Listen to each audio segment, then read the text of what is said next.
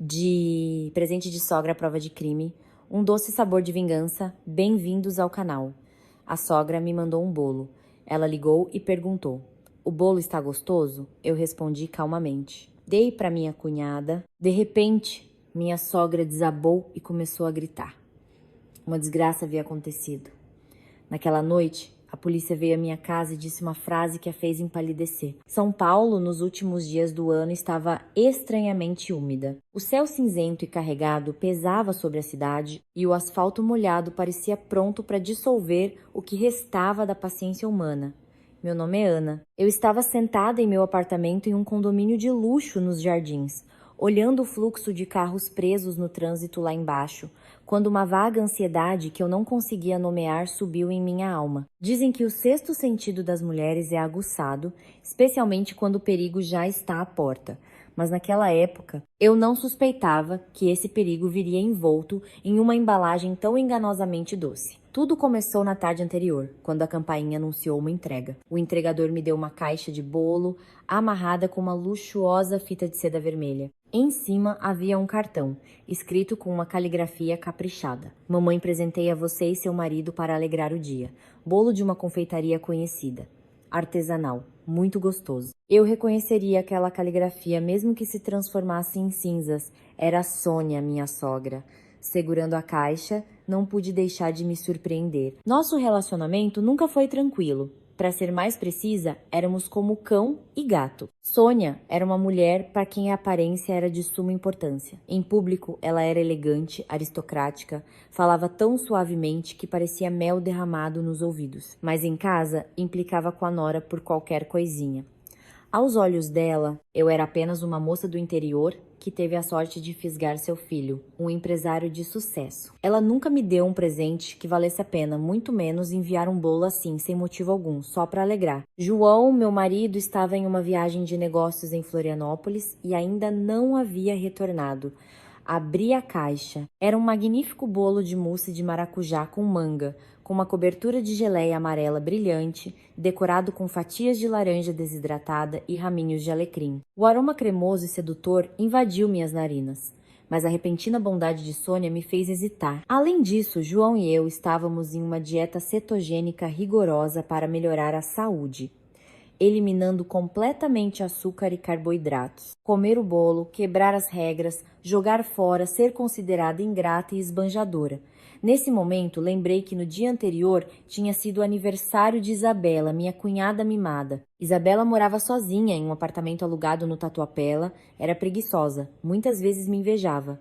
Mas ao mesmo tempo, era uma formiga por doces. Pensando que não tive tempo de comprar um presente para ela, chamei imediatamente um entregador pelo Rap e enviei o bolo inteiro para Isabela com um bilhete. Ana te parabeniza pelo seu aniversário. O bolo da mamãe é delicioso. Coma por mim, por favor. Depois de resolver o problema do bolo, respirei aliviada, como se tivesse me livrado de um peso. Mentalmente, parabenizei-me por ter matado 2 coelhos com uma cajadada só.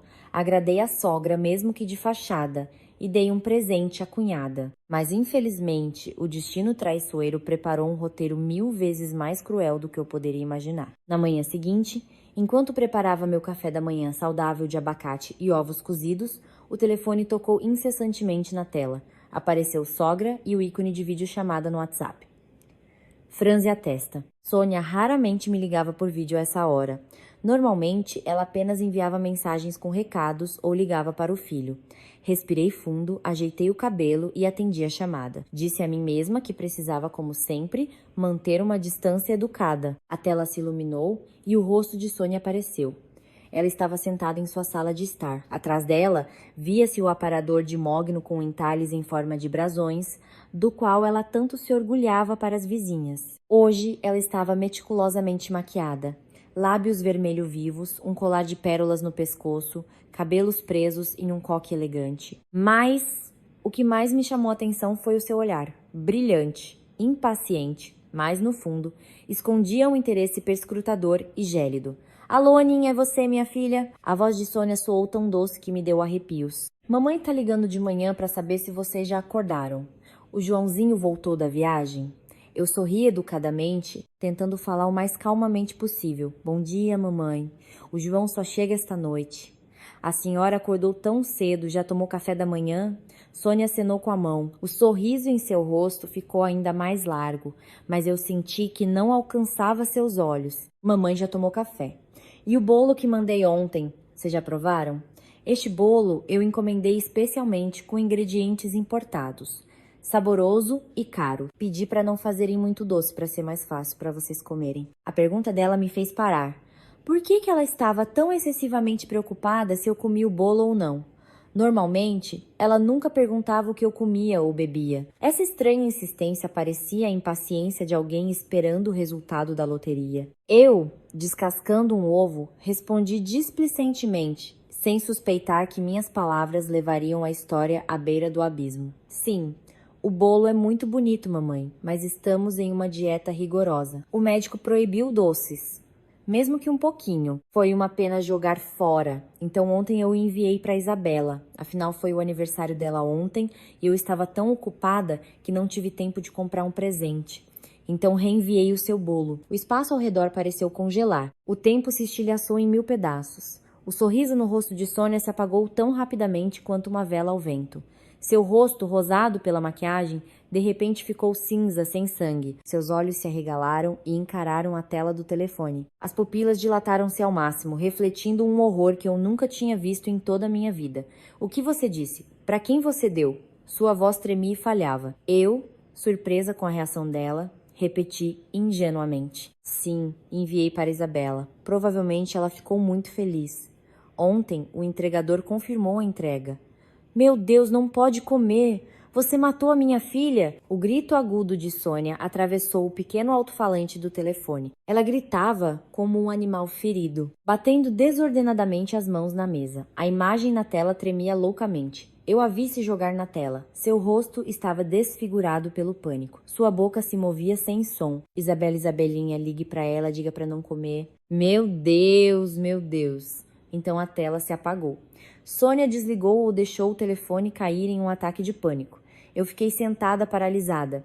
Ainda segurava o ovo meio descascado. O coração batia descontroladamente no peito. O grito dela. Você matou a minha filha. Ecoava em meus ouvidos como uma maldição. Por que matou? Porque ela reagiu de forma tão terrível apenas porque a Isabela comeria o bolo. E não eu. Será que havia algo de errado com aquele bolo? Um frio percorreu minha espinha.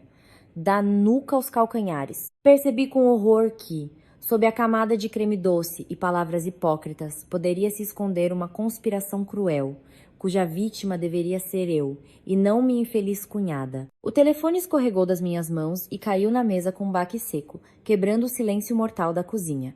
Fiquei sentada por alguns segundos, atordoada. Milhares de suposições terríveis passavam pela minha cabeça. Sônia não era do tipo que perdia a compostura facilmente. Ela era uma dama de ferro que sozinha governava toda a família, sobreviveu a muitas tempestades para manter a fachada de uma família nobre. Uma mulher que conseguia beber chacalmamente ao saber da falência de um concorrente, por que entrou em pânico e arrancou sua máscara de aristocrata? Por causa de um bolo? Só se esse bolo não fosse para comer, mas para matar. Peguei o telefone, discando o número de Isabela com as mãos trêmulas. Os bipes de espera se arrastavam, cada um como uma martelada na minha consciência. Bip, bip, bip. Ninguém atendia. Desliguei e disquei novamente. Os mesmos bipes longos e sem esperança, e depois a secretária eletrônica. O assinante não está disponível no momento. A frase habitual da operadora agora soava como uma sentença de morte. Mudei para o WhatsApp. Isabela, você já acordou? O bolo que eu te mandei ontem, não coma. Tá me ouvindo? Não como o bolo. Me ligue imediatamente. A mensagem foi enviada, mas o status de visualizada nunca apareceu. Isabela, uma garota viciada em redes sociais, com o telefone sempre à mão. A primeira coisa que ela fazia ao acordar era rolar o feed. O fato de ela não responder às mensagens e chamadas a essa hora era um péssimo sinal. Tudo dentro de mim queimava. Eu não conseguia encontrar meu lugar, andando de um lado para o outro na sala. A imagem do rosto pálido de Sônia não saía da minha cabeça. Ela gritou: "Você matou a minha filha." Eram palavras ditas em pânico ou uma confissão indireta? Se houvesse veneno no bolo, o alvo era eu. Ela queria me matar. Esse pensamento me fez estremecer. Eu sabia que ela me odiava. Me odiava ferozmente por ser do interior, por não estar à altura de seu filho, por ser muito independente e não obedecer lá cegamente como a nora dos seus sonhos, mas odiar a ponto de desejar a morte. Isso estava além da minha compreensão. Será que ela se atreveu a tanto? Eu precisava que alguém verificasse imediatamente o que estava acontecendo com a Isabela. Queria ligar para o João, mas lembrei que ele tinha uma reunião importante em Florianópolis. Uma ligação não resolveria nada, apenas o deixaria preocupado. O único que poderia chegar rapidamente até a Isabela era Sérgio, meu concunhado. Sérgio era o irmão mais velho. Ele era o oposto completo de João. Enquanto João era bem-sucedido e talentoso, Sérgio era um fracassado e simplório. Ele e a esposa viviam com dificuldades, frequentemente pedindo dinheiro emprestado a João e constantemente ouvindo as repreensões de Sônia de que eram uns inúteis aproveitadores. No entanto, Sérgio amava muito Isabela. Era o amor de um irmão mais velho por uma irmã mais nova e desajuizada. A casa de Sérgio ficava na Muca, a apenas alguns quarteirões do apartamento alugado de Isabela. Disquei o número dele. Antes do segundo toque, Sérgio atendeu. Sua voz estava rouca e sonolenta. "O que você quer, Ana?" "Ligando de manhã cedo?" "Quer dinheiro? Espere alguns dias." Eu o interrompi. Minha voz estava apressada. Eu mal continha o tremor. "Não é sobre dinheiro. Sérgio, vá rápido para a casa da Isabela. Acho que algo aconteceu com ela." Eu ligo, ela não atende. "E a mamãe acabou de ligar. Disse algo urgente sobre ela. Vá agora, eu te imploro." Ao ouvir minha voz embargada, Sérgio pareceu acordar completamente. Ele me encheu de perguntas. "O que aconteceu? O que há com ela?" Ontem à noite ela ainda estava postando fotos do bolo nas redes sociais, se gabando. Ao ouvir a palavra bolo, meu coração parou. Então ela o recebeu e muito provavelmente já o comeu. Isabela, formiga por doces, viu um bolo bonito e imediatamente postou uma foto. Como ela poderia resistir? "Não pergunte, apenas vá. Se precisar, arrombe a porta." "Rápido, Sérgio. Estamos falando da vida de uma pessoa." Ok, já estou indo." Sérgio desligou, deixei minhas mãos caírem impotentes e desabei no sofá. A sala enorme de repente ficou abafada e apertada.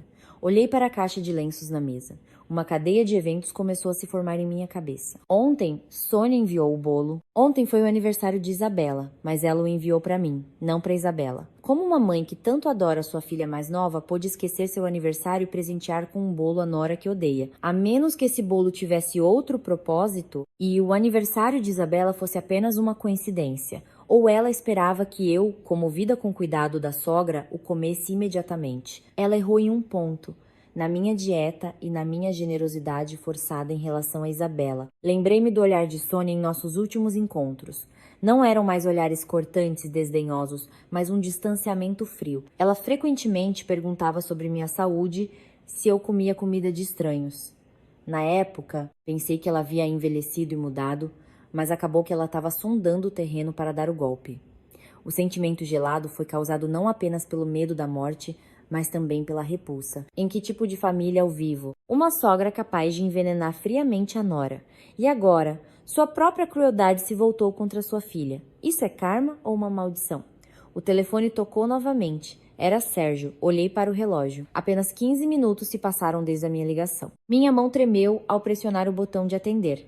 Do outro lado da linha, ouvia-se o assobio do vento, as buzinas dos carros e a respiração pesada e ofegante de Sérgio. Mas o mais assustador era sua voz. Não era mais o tom preguiçoso de um homem sempre meio bêbado, mas a voz de quem olhou para o inferno. "Ana, Ana." A voz de Sérgio falhava, quebrava, misturando-se com soluços que eu nunca esperei ouvir daquele homem rude. Meu coração se apertou, como se alguém estivesse me estrangulando. Reuni todas as minhas forças para dizer: "O que aconteceu, Sérgio?" "O que há com a Isabela?" "Ela está caída na porta." Espuma saindo da boca. "Toda azul, Ana." Eu a chamo, ela não ouve. Sacudo, não acorda. Meu Deus, minha Isabelinha. Os gritos de Sérgio ao telefone eram como facadas no meu coração. Embora eu estivesse preparada para o pior, quando a verdade contada por Sérgio se apresentou em toda a sua nudez, não consegui me manter de pé. Caí no chão frio. As lágrimas jorraram em um fluxo incontrolável. "Você chamou a ambulância? Ligou para o 192? Gritei no telefone, agarrando minha última e fraca esperança. Liguei, Ana. Eles estão a caminho, mas ela já está fria, Ana. No chão, a metade do bolo, aquele mesmo que você enviou. A última frase de Sérgio foi como um jato de água fervente derramado na minha cabeça. Aquele bolo que você enviou, em um acesso de pânico. Sérgio, querendo ou não, apontou para a prova. Eu encomendei aquele bolo por meio de um entregador. Na encomenda estava o meu nome e agora minha cunhada estava lá, entre a vida e a morte. E ao lado dela, metade do bolo mortal. Eu estremeci não apenas de dor e perda, mas também de medo da lei. Eu corria o risco de me tornar uma assassina, ou pelo menos a principal suspeita. Quem acreditaria na minha inocência? Quem acreditaria que o bolo foi enviado por Sônia? Se a pessoa que o entregou diretamente a Isabela fui eu, Sônia, sem dúvida, negaria tudo. Ela jogaria toda a culpa em mim para se salvar e vingar a morte da filha. Do outro lado da linha, ouvi a sirene da ambulância, o barulho de passos, os sussurros dos vizinhos. Sérgio desligou sem dizer mais nada. Fiquei sozinha em meu apartamento luxuoso, sentindo-me mais solitária e congelada do que nunca. Na minha cabeça surgiu a imagem de Isabela, minha cunhada sarcástica que criticava cada vestido e batom meu, que constantemente reclamava de mim para a Sônia para que eu fosse repreendida. Mas Isabela não merecia morrer. Ela era jovem, era apenas uma garota mimada, mas nunca fez nada de verdadeiramente mal. E agora ela teve uma morte agonizante em meu lugar. Ela queria me matar, não a Isabela. Esse pensamento martelava em minha cabeça. Se ontem eu tivesse cedido à fraqueza, se tivesse comido um pedacinho do bolo, agora, com espuma na boca, em agonia e convulsões, estaria eu. Meu corpo frio estaria neste apartamento, esperando o retorno de João ou a chegada da diarista. Sônia desempenharia o papel de sogra de luto, chorando sobre o caixão da nora, mas em seu coração se alegraria por ter se livrado de um espinho e obtido controle total sobre a fortuna do filho. Como a maldade humana pode ser terrível? Levantei-me, lavei o rosto com água fria para me recompor. Não tenho o direito de desistir agora. Se eu mostrar fraqueza, morrerei. Devo viver para me justificar e fazer a verdadeira criminosa pagar por tudo, por Isabela e pela minha própria vida. A primeira coisa que eu precisava fazer era me proteger. Abri o telefone, as mãos tremiam, mas a razão me dizia para agir rápido. Fui ao WhatsApp e encontrei a conversa com Isabela da noite anterior. A mensagem: Ana te parabeniza pelo seu aniversário. O bolo da mamãe é delicioso. Coma por mim, por favor, estava lá. Mordi o lábio. Se a polícia lê isso, eles verão que eu escrevi bolo da mamãe.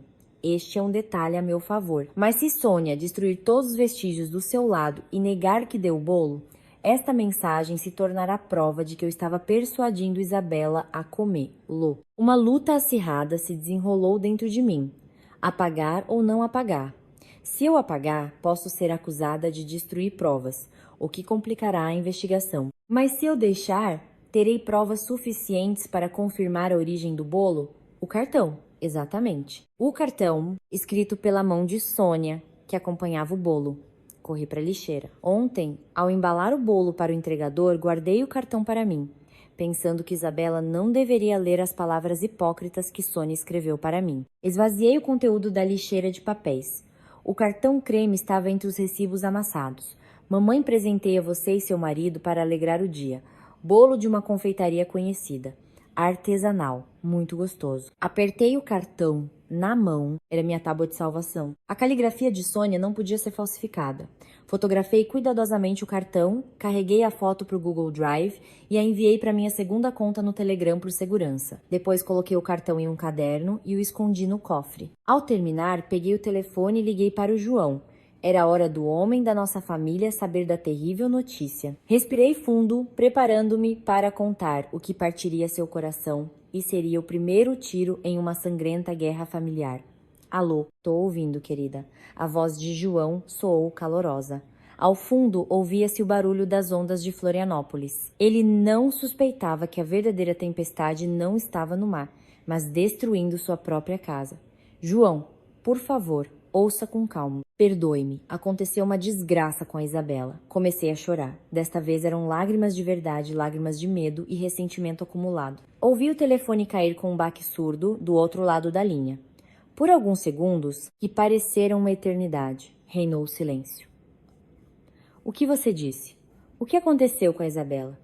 A voz de João estava apressada e em pânico. Não havia mais nenhum vestígio da calma habitual de um diretor de empresa. Tentei fazer com que minha voz não falhasse, embora as lágrimas ainda corressem pelo meu rosto. Eu precisava que João voltasse imediatamente, mas também tinha que agir com cuidado para que ele não suspeitasse de mim logo de cara. O Sérgio acabou de ligar. Ele disse que a Isabela teve uma intoxicação grave. A ambulância A está levando para o Hospital das Clínicas. Dizem que o estado dela é crítico. Compre uma passagem e volte. Intoxicação? Com o que ela poderia ter se intoxicado? A pergunta de João foi como uma agulhada em um ponto dolorido. Engoli em seco, minha garganta estava seca. Eu não podia mentir para ele completamente, mas também não podia contar toda a verdade pelo telefone. Se eu dissesse que Isabela comeu o bolo da mãe dele, João ficaria em choque e possivelmente ligaria para ela imediatamente para esclarecer tudo. Então Sônia perceberia que eu sabia de tudo e teria tempo para se preparar, apagar os rastros ainda mais cuidadosamente. Eu também ainda não sei. O Sérgio está fora de si. Só disse que a encontrou inconsciente em casa. Volte e então resolveremos. Vou pro hospital agora. Ok, estou indo pro aeroporto. Vá pro hospital, me ligue se souber de algo. João desligou. Abaixei o telefone, sentindo como se um peso tivesse sido tirado do meu peito. Mas imediatamente outro, ainda mais pesado, tomou seu lugar. Olhei novamente para a tela do telefone, para a conversa com a Isabela. Minha mensagem ainda estava lá, cáustica e arriscada. O bolo da mamãe é delicioso. Coma por mim, por favor. Se a polícia ler isso, eles perguntarão por que eu mesma não comi, mas insisti para a Isabela comer. De onde eu sabia que o bolo era gostoso? Será que eu não sabia que havia veneno nele? E por isso enganei minha cunhada para comê-lo em meu lugar? Nos filmes de detetive que eu assistia, apagar mensagens sempre era um ato de culpado. Mas nessa situação eu não tinha uma escolha mais segura. Eu não podia arriscar minha vida e minha liberdade esperando pela justiça da lei, quando as evidências contra mim eram mais óbvias do que as provas da minha inocência. Meu dedo trêmulo tocou a mensagem. Escolhi apagar para todos. O texto desapareceu. Em seu lugar apareceu uma notificação. A mensagem foi apagada, mas isso não era suficiente. No telefone da Isabela, ela poderia ter sido salva se ela não estivesse online para receber o comando de exclusão ou se a polícia recuperasse os dados. Decidi apagar toda a conversa com a Isabela dos últimos 2 dias. Ao fazer isso, me senti uma criminosa, apagando rastros. Um sentimento de culpa se instalou em minha alma. Eu me justificava dizendo que estava fazendo isso para me defender, para enfrentar a sogra traiçoeira. Mas no fundo, eu sabia que estava cruzando uma linha tênue da moralidade. A partir daquele momento, eu não era mais a nora submissa. Para sobreviver, eu tinha que me tornar uma mulher calculista. Levantei-me e fui ao banheiro. O rosto no espelho estava exausto, os olhos inchados de tanto chorar. Ótimo. Este é exatamente o rosto de uma nora de luto. Lavei o rosto, não me maquiei, apenas apliquei um pouco de protetor labial. Escolhi roupas simples e modestas em tons escuros. Cada detalhe da minha aparência agora deveria servir ao papel que eu estava prestes a desempenhar, o de uma vítima inocente. Antes de sair de casa, verifiquei o cofre novamente. O cartão de Sônia estava seguro entre os documentos de imóveis e outros papéis importantes. Era a minha única arma secreta que poderia virar o jogo quando necessário. Respirei fundo, tranquei a porta com cuidado e chamei um táxi para o Hospital das Clínicas no caminho.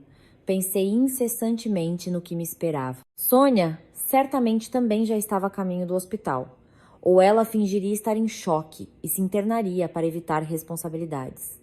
Como eu a encontraria? Como olharia nos olhos daquela que acabou de tentar me matar e a chamaria de mamãe? O táxi parou na entrada do pronto-socorro. O ar aqui estava impregnado com um cheiro de antissépticos e luto. O som incessante de sirenes, o barulho de macas, o choro de parentes de pacientes. Abri caminho pela multidão e perguntei à enfermeira de plantão sobre a paciente Isabela Volkov. A enfermeira olhou para mim com compaixão e apontou na direção do necrotério. A paciente faleceu antes de chegar ao hospital. Os médicos tentaram reanimá-la, mas sem sucesso. Os parentes estão lá, meus ouvidos zumbiram. Embora eu previsse o pior resultado, ao ouvir que Isabela realmente havia morrido, mal consegui me manter de pé. Isabela morreu. Minha cunhada, que ainda ontem postava fotos glamorosas, agora jazia fria lá. E a causa de sua morte foi um presente que eu lhe entreguei. Vi Sérgio. Ele estava sentado no chão do corredor, com a cabeça entre os joelhos. Seus ombros tremiam. Ao lado dele, sua esposa chorava histericamente. Aproximei-me e coloquei a mão em seu ombro. Sérgio. Sérgio levantou a cabeça. Seus olhos estavam vermelhos, inchados, injetados de sangue. Ele me encarou e, de repente, levantou-se e me agarrou pelo colarinho. É você? É culpa sua. Foi você que mandou aquele bolo para ela. Você matou minha irmã Ana. A esposa de Sérgio tentava desesperadamente afastá-lo, mas agora ele estava forte como uma fera enlouquecida. Ele me sacudia e gritava no meio do corredor do hospital, fazendo todos se virarem. Por que você mandou aquele bolo para ela? Por que não comeu você mesma e deu para ela? Você sabia que tinha veneno? Sim. Você a matou de propósito? Sim. Eu não resisti, permitindo que Sérgio extravasasse sua raiva. Minhas lágrimas corriam em abundância. Eu sabia que ele estava sofrendo terrivelmente e precisava descontar essa dor em alguém. E eu, para meu azar, era o alvo mais conveniente. Eu não sabia de nada, Sérgio. O bolo foi enviado pela mamãe. Ela disse que era gostoso, por isso eu o dei para Isabela de aniversário. Eu não podia imaginar. Soluçava eu, propositalmente pronunciando em voz alta a frase "o bolo foi enviado pela mamãe" para que os outros ouvissem. Foi meu primeiro contra-ataque. Eu tinha que plantar essa informação desde o início, antes que Sônia conseguisse calar a boca de todos. Sérgio me soltou, atordoado. O que você disse? O bolo era da mamãe? Sim. Ontem, a mamãe o enviou com um entregador. Havia também um cartão escrito pela mão dela. Eu e o João estamos de dieta, por isso o enviei para a Isabela. Se não acredita, pergunte à mamãe. Sérgio congelou. Sua agressividade desapareceu, substituída por completa confusão. Ele murmurou. Bolo da mamãe. Mamãe te mandou um bolo envenenado. Nesse momento, um grupo de policiais uniformizados se aproximou. À frente, um delegado de meia-idade com um rosto severo e um olhar perspicaz que percorreu todos nós. Quem são os parentes da falecida Isabela Volkov? Precisamos determinar a causa da morte. Há sinais de intoxicação aguda por um veneno potente. O jogo havia começado oficialmente. Enxuguei as lágrimas, ajeitei as roupas, preparando-me para um interrogatório mortalmente perigoso. Eu não tinha o direito de errar. Uma palavra errada poderia me mandar para a prisão, mas um depoimento inteligente se tornaria a lâmina afiada que revelaria o verdadeiro rosto da minha cruel sogra. O escritório temporário da polícia no hospital era frio e opressivo. Eu estava sentada em frente ao delegado, de sobrenome Sokolov, com as mãos firmemente entrelaçadas para esconder o tremor. Ao meu lado, sentava-se Sérgio, ainda em estado de choque. Sokolov abriu um caderno. A caneta esferográfica em sua mão batia um ritmo seco na mesa, tornando a atmosfera ainda mais tensa. Ele olhou para mim. Seu olhar parecia penetrar na minha alma. Você, Ana Volkov, esposa do irmão da falecida. Sim. De acordo com o depoimento inicial do seu concunhado, foi você quem enviou o bolo que a falecida comeu antes de morrer.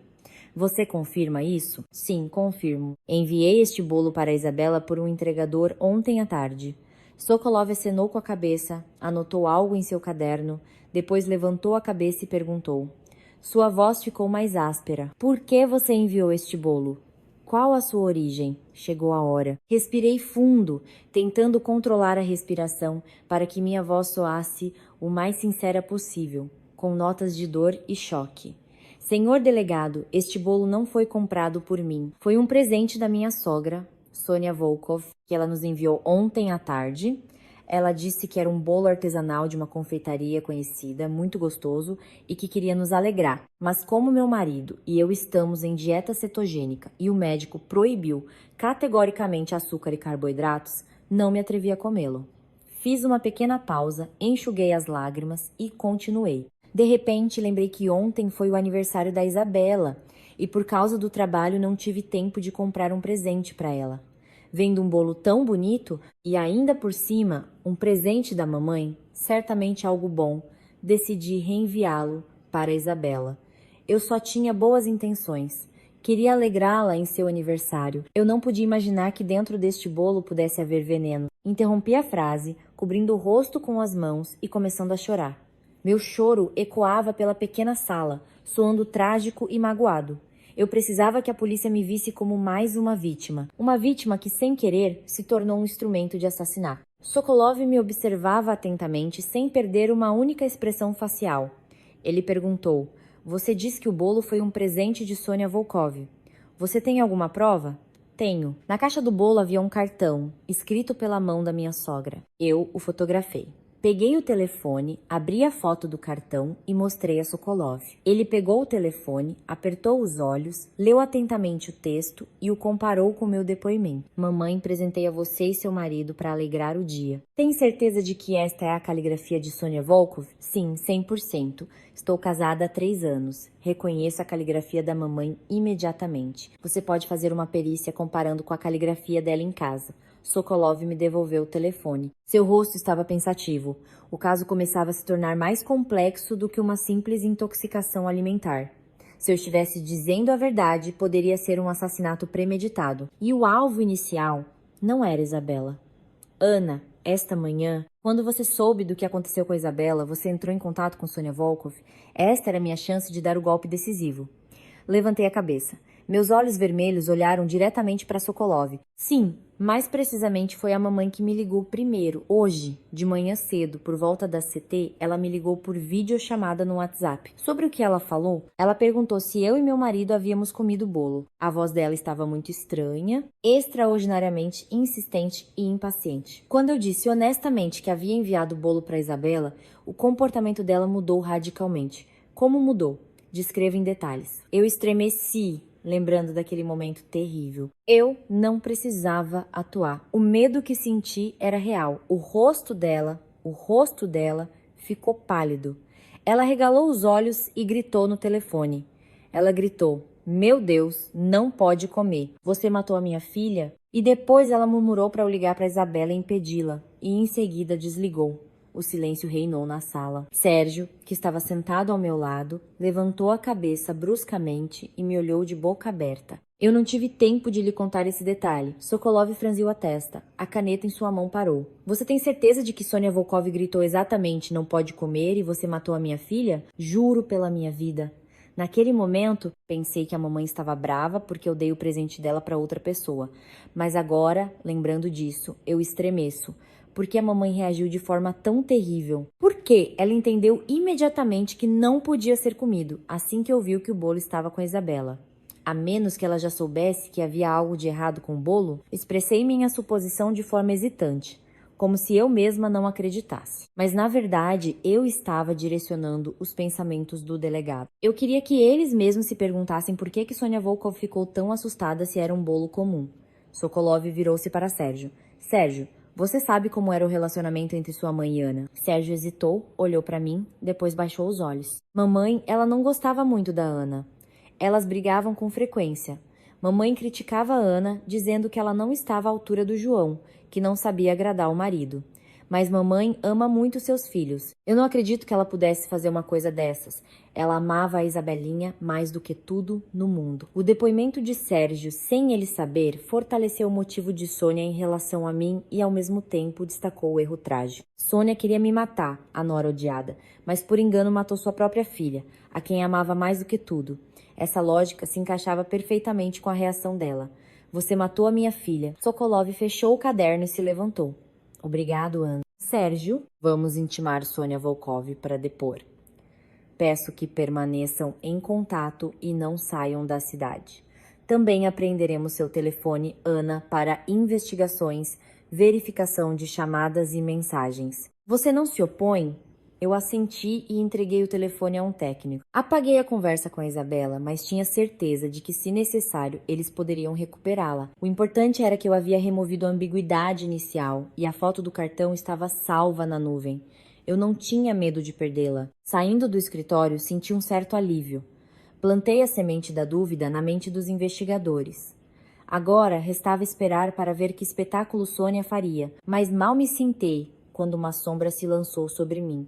Era João. Ele chegou mais rápido do que eu pensava. Ele ainda usava o mesmo terno de negócios amassado, o rosto abatido e suado. Ana, onde está Isabela? Onde está minha irmã? João correu em minha direção. Sua voz falhava. Eu senti seu peito tremer. A verdadeira tempestade estava apenas começando a desabar sobre minha família. Ao ouvir de mim que Isabela havia sido levada para o necrotério, João correu para lá. Corri atrás dele, olhando para suas costas largas, geralmente tão confiáveis, que agora estavam curvadas e pareciam prestes a desabar.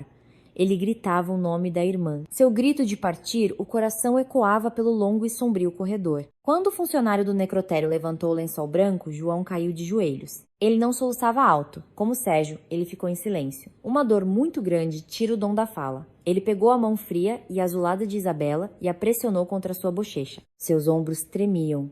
As lágrimas corriam silenciosamente pelo seu rosto, molhando a manga do paletó. Isabela era a irmã mais nova, 10 anos mais nova que João. O pai deles morreu cedo. Sônia mergulhou de cabeça no comércio. E foi João quem cuidou e mimou Isabela. Ele a amava como sua própria filha.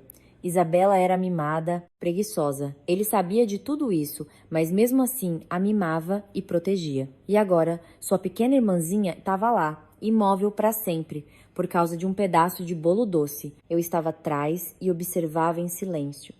Meu coração se apertava. Embora eu não gostasse de Isabela, essa morte absurda era muito cruel. E ainda mais cruel era a verdade que João teria que enfrentar. Depois de um longo tempo, João se levantou e se virou para mim e para Sérgio. Seus olhos estavam vermelhos, cheios de raiva e desespero. Como isso pôde acontecer? Por que a Isabela se envenenou? O que a polícia diz? Sérgio estava sentado em um canto, com a cabeça entre as mãos, em silêncio. Ele não se atrevia a dizer a João que a principal suspeita era a mãe deles. Ele não podia carregar esse fardo. Eu sabia que teria que ser eu a falar. Aproximei-me de João e peguei sua mão. Sua mão estava gelada e dura. Acalme-se, por favor. A polícia está investigando. Eles suspeitam que no bolo havia um veneno potente. Tetramina. Que bolo? Quem deu o bolo a ela? Rosnou João. Seu olhar agudo se fixou em mim. Fui eu que dei a ela, confessei, olhando diretamente em seus olhos. João congelou. Sua mão apertou a minha com força. Você deu. Onde você comprou este bolo? Por que você a envenenou? Solte. Está me machucando. Eu não o comprei. Foi a mamãe que mandou, gritei, tentando me libertar. João soltou minha mão, olhando para mim confuso, como se não entendesse do que eu estava falando. Mamãe mandou. O que você quer dizer? Engoli as lágrimas e contei novamente toda a história em detalhes, detalhe por detalhe. Como Sônia enviou o bolo ontem à tarde, sobre o cartão que ela escreveu, sobre nossa dieta pela qual eu o dei a Isabela. E sobre a terrível videochamada desta manhã. Eu enfatizei especialmente a reação de Sônia. Você tem que acreditar em mim. Quando a mamãe ouviu que a Isabela comeu o bolo, ela gritou como uma louca. Ela disse, você matou a minha filha. Por que ela disse isso, João? De onde ela sabia que comer o bolo significava morrer? João balançou a cabeça e deu alguns passos para trás, como se tentasse fugir da verdade. Não pode ser. Você está delirando. Como a mamãe poderia machucar a Isabela? Ela a amava mais do que tudo no mundo. Não se atreva, por causa da sua antipatia pela mamãe, a caluniá-la em um momento como este. Eu não estou caluniando. Tenho provas. O cartão, escrito pela mamãe. A polícia já verificou minhas mensagens e a ligação de hoje de manhã. Pense por si mesmo. Se eu quisesse machucar a Isabela, eu seria tão tola a ponto de usar um bolo abertamente enviado pela mamãe? Eu seria tão tola a ponto de contar tudo à polícia? João cobriu a cabeça com as mãos e sentou-se em um banco. A lógica de um empresário começou a funcionar, ligando os fatos. Sua mãe odiava Ana. Isso ele sabia. Sua mãe sempre quis que ele se divorciasse de Ana e se casasse com a filha de um parceiro de negócios. Ela insinuou isso mais de uma vez, mas matar a nora foi um salto tão grande no nível de crueldade que ele não conseguia imaginar. Mas a reação de sua mãe esta manhã, segundo Ana, era lógica demais para essa hipótese. Se a mãe queria matar Ana com um bolo, o fato de Ana ter passado acidentalmente para Isabela foi uma eventualidade imprevista. E o grito "você matou a minha filha" foi a confissão mais dolorosa. A mãe queria matar a nora, mas por engano matou a filha. Onde está a mamãe? Perguntou João com a voz rouca. O Sérgio acabou de ligar e contou a ela. Ao ouvir a notícia, ela desmaiou. Agora está na UTI, um andar acima.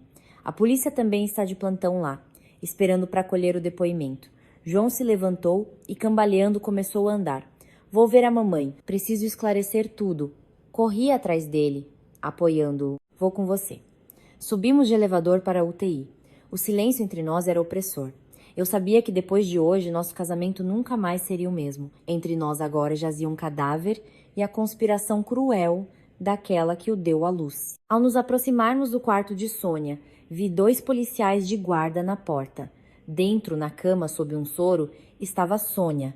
Seu rosto estava pálido. Ela parecia 10 anos mais velha em comparação com a manhã. Não havia mais nenhum vestígio da elegância de antes, apenas a imagem de uma velha infeliz e exausta. João empurrou a porta e entrou.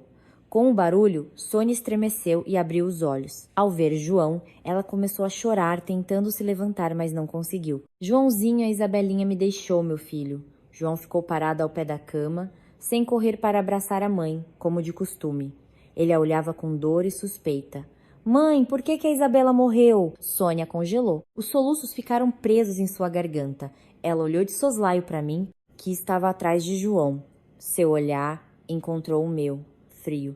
Por um momento, um medo claro brilhou em seus olhos. Ela se envenenou.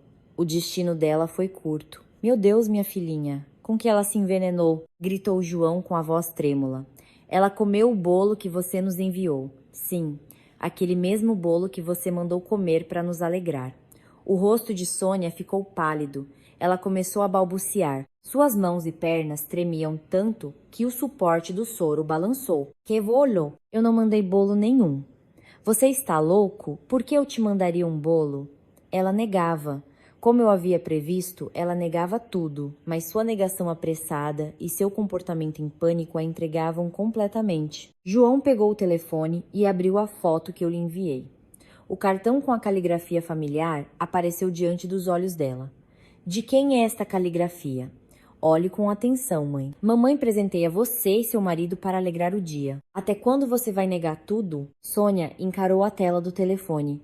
Ela não conseguia mais pronunciar uma palavra. Abriu a boca, mas não emitiu nenhum som. Então, de repente, seus olhos reviraram. Seu corpo começou a convulsionar e ela desabou na cama. O monitor cardíaco ao lado começou a soar uma sirene estridente. Médicos e enfermeiras correram para o quarto. Fomos empurrados para fora. João encostou-se na parede e escorregou lentamente para o chão, cobrindo o rosto com as mãos.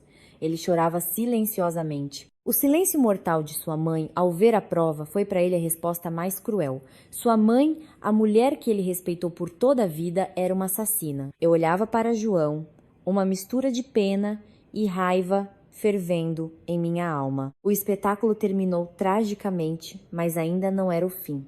Sônia não nomeou seu cúmplice. Lembrei-me da história de João sobre a vizinha, tia Tamara, que vendia cosméticos caseiros. Ela certamente era um elo importante para fechar este caso. Eu precisava dar uma dica a João e à polícia sobre essa figura misteriosa. A guerra ainda não acabou. Eu tinha que fazer Sônia pagar por seu crime perante a lei, e não apenas perante o tribunal da consciência. No corredor do hospital estava vazio. O frio do ar-condicionado chegava até os ossos. João estava sentado, abraçando os joelhos em uma cadeira de plástico azul. Sua cabeça estava baixa, as mãos agarradas aos cabelos desgrenhados. Ele parecia uma estátua esculpida em dor e desespero. Sentei-me ao lado dele, a uma certa distância. Eu sabia que qualquer palavra de consolo agora seria vazia. João precisava de tempo para aceitar a verdade cruel. Sua mãe, a quem ele sempre venerou, era a organizadora de um assassinato. E a vítima foi sua própria irmã. O silêncio entre nós era tão opressor que eu podia ouvir meu coração bater. Olhei para o relógio na parede. Já passava das 10 da noite. Na UTI, os médicos ainda lutavam pela vida de Sônia após sua convulsão. Eu não desejava a morte dela. Morrer agora seria fácil demais para ela. Eu queria que ela vivesse, que pagasse pelo que fez, que enfrentasse o tribunal da consciência e da lei. Respirei fundo e decidi quebrar o silêncio. Eu precisava direcionar a atenção de João para a busca do cúmplice. Sônia não poderia ter feito isso sozinha. Ela era uma mulher inteligente, mas completamente ignorante em tecnologia. Encomendar um bolo online, encontrar e comprar um veneno de classe A, não era algo que ela conseguiria fazer sozinha. João, chamei baixinho. Minha voz era suave, mas suficiente para fazer João levantar a cabeça. Seus olhos estavam vermelhos. com olheiras escuras de cansaço e dor. Você não se lembra com quem a mamãe tem conversado com frequência ultimamente? Alguém em quem ela confiava ou a quem pedia para comprar algo? João franziu a testa, tentando se lembrar de algo em sua memória confusa. Mamãe tem poucos amigos, principalmente amigas idosas com quem ela vai à igreja ou vendedoras no mercado. Por que você está perguntando? Porque eu acho que a mamãe não poderia ter feito tudo isso sozinha. Ela não sabe fazer pedidos pela internet e certamente não sabe onde vendem venenos tão terríveis. Alguém deve ter lá aconselhado ou ajudado. João ficou em silêncio, pensativo. Seu olhar vagava no vazio. De repente, ele pareceu se lembrar de algo. Seus olhos se arregalaram ligeiramente. Uma semana atrás, mamãe se gabou de ter encontrado uma velha conhecida da aldeia, acho que tia Tamara. Tia Tamara? Repeti, sentindo que havia encontrado uma pista importante. O que ela faz? Onde ela mora? Mamãe a chamava de vizinha tia Tamara. Qual o nome verdadeiro dela, eu não sei. Acho que é Tamara Sampaio. Ela morava ao nosso lado na aldeia, depois vendeu a casa e há uns 10 anos se mudou para São Paulo. Mamãe disse que agora ela tá indo bem. Ela vende cosméticos caseiros e algum tipo de importação paralela online. Faz transmissões ao vivo. Os pedidos não param de chegar. Mamãe ainda a elogiou, disse que ela é muito empreendedora, conhece muitos negócios lucrativos. Eu assenti, conectando os fatos. Uma mulher que vende online, entende de redes sociais e ainda por cima tem um relacionamento próximo com Sônia. Era a peça que faltava no quebra-cabeça. Lembre-se, por favor, se a mamãe mencionou algo sobre bolos na conversa com essa Tamara. João esfregou as têmporas tentando se lembrar dos detalhes de uma conversa casual com sua mãe na semana passada. Acho que sim. Mamãe disse que Tamara lhe recomendou uma confeitaria que faz bolos deliciosos, confiável, com ingredientes importados, mas a um preço razoável. Mamãe ainda ia encomendar um para experimentar, para dar de presente a alguns parceiros de negócios seus no ano novo. Na hora, não prestei atenção, apenas murmurei algo em resposta. É ela, exclamei. Não consegui esconder a empolgação. Com certeza Tamara ajudou a mamãe a encomendar este bolo ou até conseguiu o veneno. Pense bem, ela vende cosméticos caseiros, todo tipo de produto duvidoso. Com certeza ela sabe onde, na rua 25 de março ou no mercado de produtos químicos, se pode comprar produtos químicos por baixo do pano. De onde nossa mãe saberia sobre essas coisas? João olhou para mim. Seu olhar mudou drasticamente. Ele começou a entender a lógica do meu raciocínio. Sua mãe, uma mulher que passou a vida inteira cuidando da casa e indo à igreja, como teria coragem e o conhecimento para realizar um plano de assassinato tão sofisticado sem um cúmplice? Mas onde está essa Tamara? Eu só ouvi da mamãe que ela aluga um lugar em algum lugar na região de Cidade Ademar. Acho que nunca vi, não importa. Temos um nome, uma profissão e uma área aproximada de residência. A polícia a encontrará rapidamente. Você deve informar imediatamente o delegado Sokolov sobre isso. Este é um detalhe extremamente importante para a resolução do caso. João assentiu com determinação. Ele se levantou. Sua fraqueza recente parecia ter desaparecido, dando lugar à determinação de um homem que queria chegar ao fundo da verdade. Ele pegou o telefone e discou o número do delegado Sokolov. Eu olhava para as costas de João, que se afastou para o final do corredor para falar ao telefone, e suspirei mentalmente de alívio. Consegui direcionar a história para um rumo favorável a mim. O surgimento de Tamara não apenas ajudaria a esclarecer o caso, mas também tiraria parte da suspeita de mim. Quando uma terceira pessoa aparece, toda a atenção se volta para a conexão entre Sônia e essa pessoa, e meu papel de vítima se tornará ainda mais convincente. No entanto, eu não podia relaxar. Sônia estava viva. Ela ainda tinha a oportunidade de acordar e dar um depoimento diferente. Ela teria a crueldade de me acusar, ou o amor materno por João a faria confessar tudo na esperança do perdão do filho? Eu não ousava apostar na consciência de uma mulher que se atreveu a matar sua nora. Imersa em meus pensamentos, fui sobressaltada pelo barulho de passos e gritos altos vindos da escada. Onde está essa Ana? Onde está essa bruxa? Eu vou matá-la para vingar minha irmã. Era a voz de Sérgio. Ele apareceu no início do corredor, cambaleando com as roupas amarrotadas. Seus olhos queimavam como 2 carvões. Ele cheirava a álcool. O cheiro me atingiu apesar da distância. Parece que, enquanto esperava os resultados da investigação e as notícias da UTI, Sérgio decidiu afogar sua dor no vinho, mas o álcool não o ajudou a esquecer a dor. Pelo contrário, atiçou a chama do ódio cego. Ao me ver sentada sozinha, Sérgio soltou um rugido animalesco e correu em minha direção. Em sua mão havia uma garrafa vazia.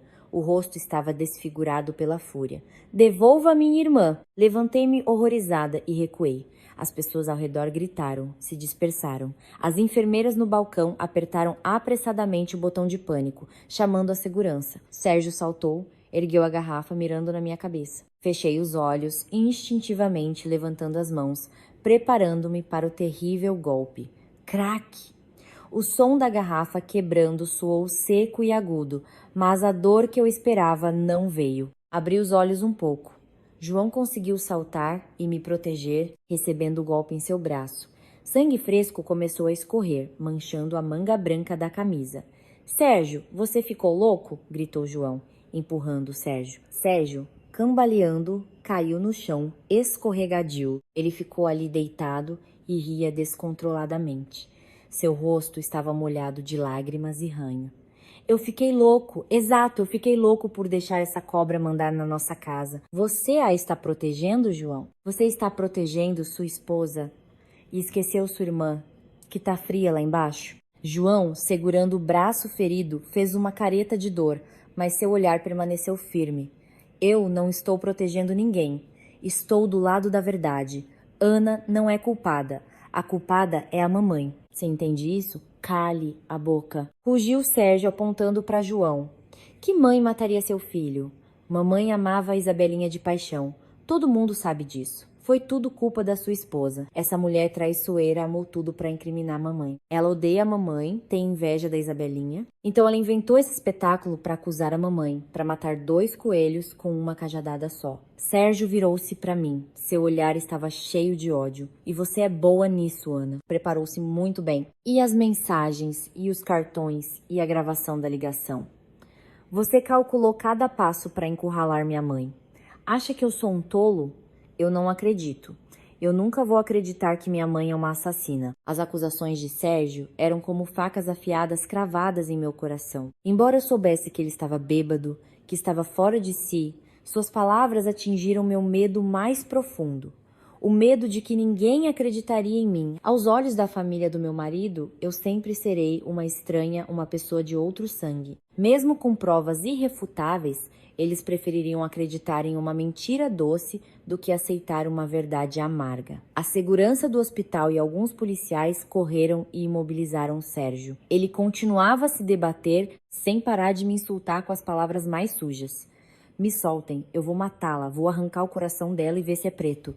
Ana, lembre-se, eu não vou te perdoar. João fez um sinal para a segurança levar Sérgio para que ele se acalmasse. Ele se virou para mim, perguntando preocupado. Você está bem?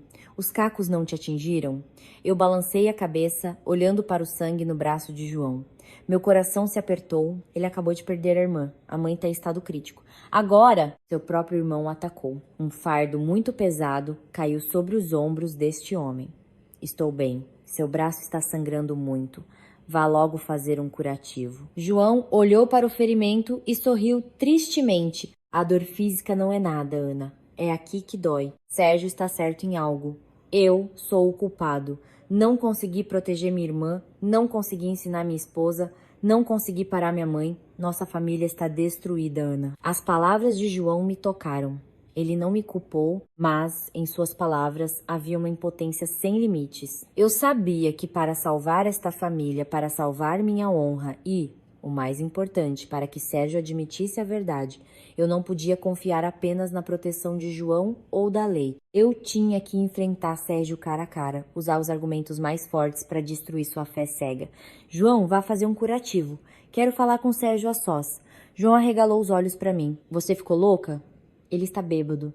Nesse estado, se você se aproximar, qualquer coisa pode acontecer. Nada vai acontecer, a polícia está lá. Preciso falar com ele. Se não esclarecermos tudo com Sérgio, não poderemos viver em paz depois. Acredite em mim. Meu olhar determinado fez João hesitar e depois assentir. Ele conhecia meu caráter. Se eu decido algo, eu faço. Dirigi-me à sala da segurança onde Sérgio estava detido. Respirei fundo, preparando-me para um tenso duelo psicológico. Eu não era mais a nora submissa. Agora eu era uma mulher lutando por sua inocência e justiça. Sérgio estava sentado com a cabeça baixa num banco na sala da segurança. Suas mãos estavam algemadas ao banco para que ele não se exaltasse. O álcool e a raiva haviam diminuído um pouco, dando lugar a um cansaço extenuante. Ao me ver entrar, ele levantou a cabeça. Seu olhar ainda era hostil, mas não tão agressivo. Por que veio? Para rir de mim? Puxei uma cadeira de plástico e sentei-me em frente a Sérgio, a uma distância segura, mas perto o suficiente para ver a expressão de seu rosto. Eu não demonstrei medo nem desafio. Olhei para ele com um olhar calmo, com um toque de compaixão. Eu não vim para brigar com você, mas para fazer uma pergunta. Quão estúpida você me acha? Sérgio deu uma risada fria e se virou. Você não é estúpida. Você é muito traiçoeira. Se eu sou traiçoeira e queria matar a Isabela, por que usei exatamente o bolo que a mamãe enviou? Por que escrevi abertamente para a Isabela que o bolo era da mamãe? Você é um adulto, tente pensar logicamente. Se eu quisesse prejudicar alguém, eu teria colocado algo secretamente na comida da Isabela ou usado algum nome anônimo. Quem em sã consciência usaria uma prova diretamente ligada a si mesma e à sogra? É o mesmo que se colocar na forca. Sérgio ficou em silêncio. Suas sobrancelhas se juntaram. Minhas palavras começaram a penetrar em sua mente confusa. Você fez isso de propósito? Para acusar a mamãe. Você sabia que a mamãe te odiava e decidiu usar isso contra ela. Então como você explica a reação da mamãe? Ataquei, sem dar a Sérgio um respiro. Por quê? Ao ouvir que a Isabela comeu o bolo, ela gritou. Não pode comer! Por que ela entendeu imediatamente que não podia ser comido? Se o bolo era comum, que diferença faz quem o come, eu ou a Isabela? Mamãe me odeia, não quer que eu coma coisas gostosas. Ela simplesmente me repreenderia pela audácia. Por que ela entraria em pânico a ponto de desmaiar? Olhei diretamente nos olhos de Sérgio. Minha voz ficou mais firme. Sérgio, você mesmo é pai. Você entende os sentimentos dos pais? Se a mamãe não soubesse que havia veneno no bolo, ela nunca teria reagido assim. Somente quem sabe que acabou de enviar uma bomba entra em tal pânico ao saber que essa bomba foi parar nas mãos do filho mais amado. Mamãe entrou em pânico não por minha causa, mas por causa da Isabela. Ela temia que a Isabela morresse. Isso prova que a armadilha não foi destinada a ela. Sérgio abaixou a cabeça, seus ombros tremeram. Meus argumentos contundentes como um martelo quebraram a última parede de sua defesa. Ele não era um homem estúpido, apenas o amor por sua mãe havia nublado sua mente. Agora, ao ter que enfrentar a verdade nua e crua, ele começou a quebrar. Mas por quê? Por que a mamãe fez isso? Se ela te odiava, poderia ter te expulsado. Por que matar? A voz de Sérgio estava embargada, misturada com uma dor insuportável. Era uma pergunta que ele mesmo temia responder. Por ganância e egoísmo, Sérgio. Abaixei a voz, falando mais suavemente. Mamãe queria que o João se casasse com outra, mais rica, para que ela ajudasse a família, ajudasse você. Mamãe me considerava um obstáculo, uma pessoa que controlava o dinheiro do João. Ela queria me eliminar para poder dispor do dinheiro do filho. Você conhece o caráter da mamãe. Ela sempre quis controlar tudo. Sérgio começou a chorar. Desta vez não era um rugido selvagem, mas soluços contidos de um homem quebrado. Ele chorava por sua irmã infeliz, por sua mãe pecadora e por sua própria impotência. Meu Deus, como a mamãe pôde ser tão cruel? Como ela pôde ser tão estúpida? Eu fiquei sentada em silêncio, deixando o Sérgio chorar. Eu sabia que havia vencido este duelo psicológico. Eu não precisava que ele se desculpasse. Eu precisava que ele entendesse e ficasse do lado da verdade. O apoio de Sérgio agora era muito importante. Ele me ajudaria a isolar Sônia e a privar, lá da possibilidade de negar tudo. Depois de algum tempo, Sérgio levantou a cabeça. Seus olhos inchados olharam para mim. Em seu olhar não havia mais ódio, apenas um remorso tardio. Ana, me perdoe. Eu estava errado. Eu amava tanto a Isabelinha que perdi a cabeça. Não guarde rancor de mim. Eu não te culpo. Você também é uma vítima. Agora o mais importante é encontrar essa Tamara, que ajudou a mamãe a comprar o veneno. Só quando ela for pega, tudo ficará claro e a alma da Isabela poderá descansar em paz. Sérgio assentiu. Suas mãos se fecharam em punhos. Sim, precisamos pegar essa bruxa. Se eu a vir, vou despedaçá-la. Foi ela que convenceu a mamãe a fazer isso. Nesse momento, a porta da sala da segurança se abriu. João entrou. Seu braço estava cuidadosamente enfaixado. Ao ver que a atmosfera na sala havia se acalmado, ele suspirou de alívio. Vocês terminaram? A polícia acabou de ligar. Eu e Sérgio nos viramos simultaneamente para João. Nossos corações bateram em expectativa.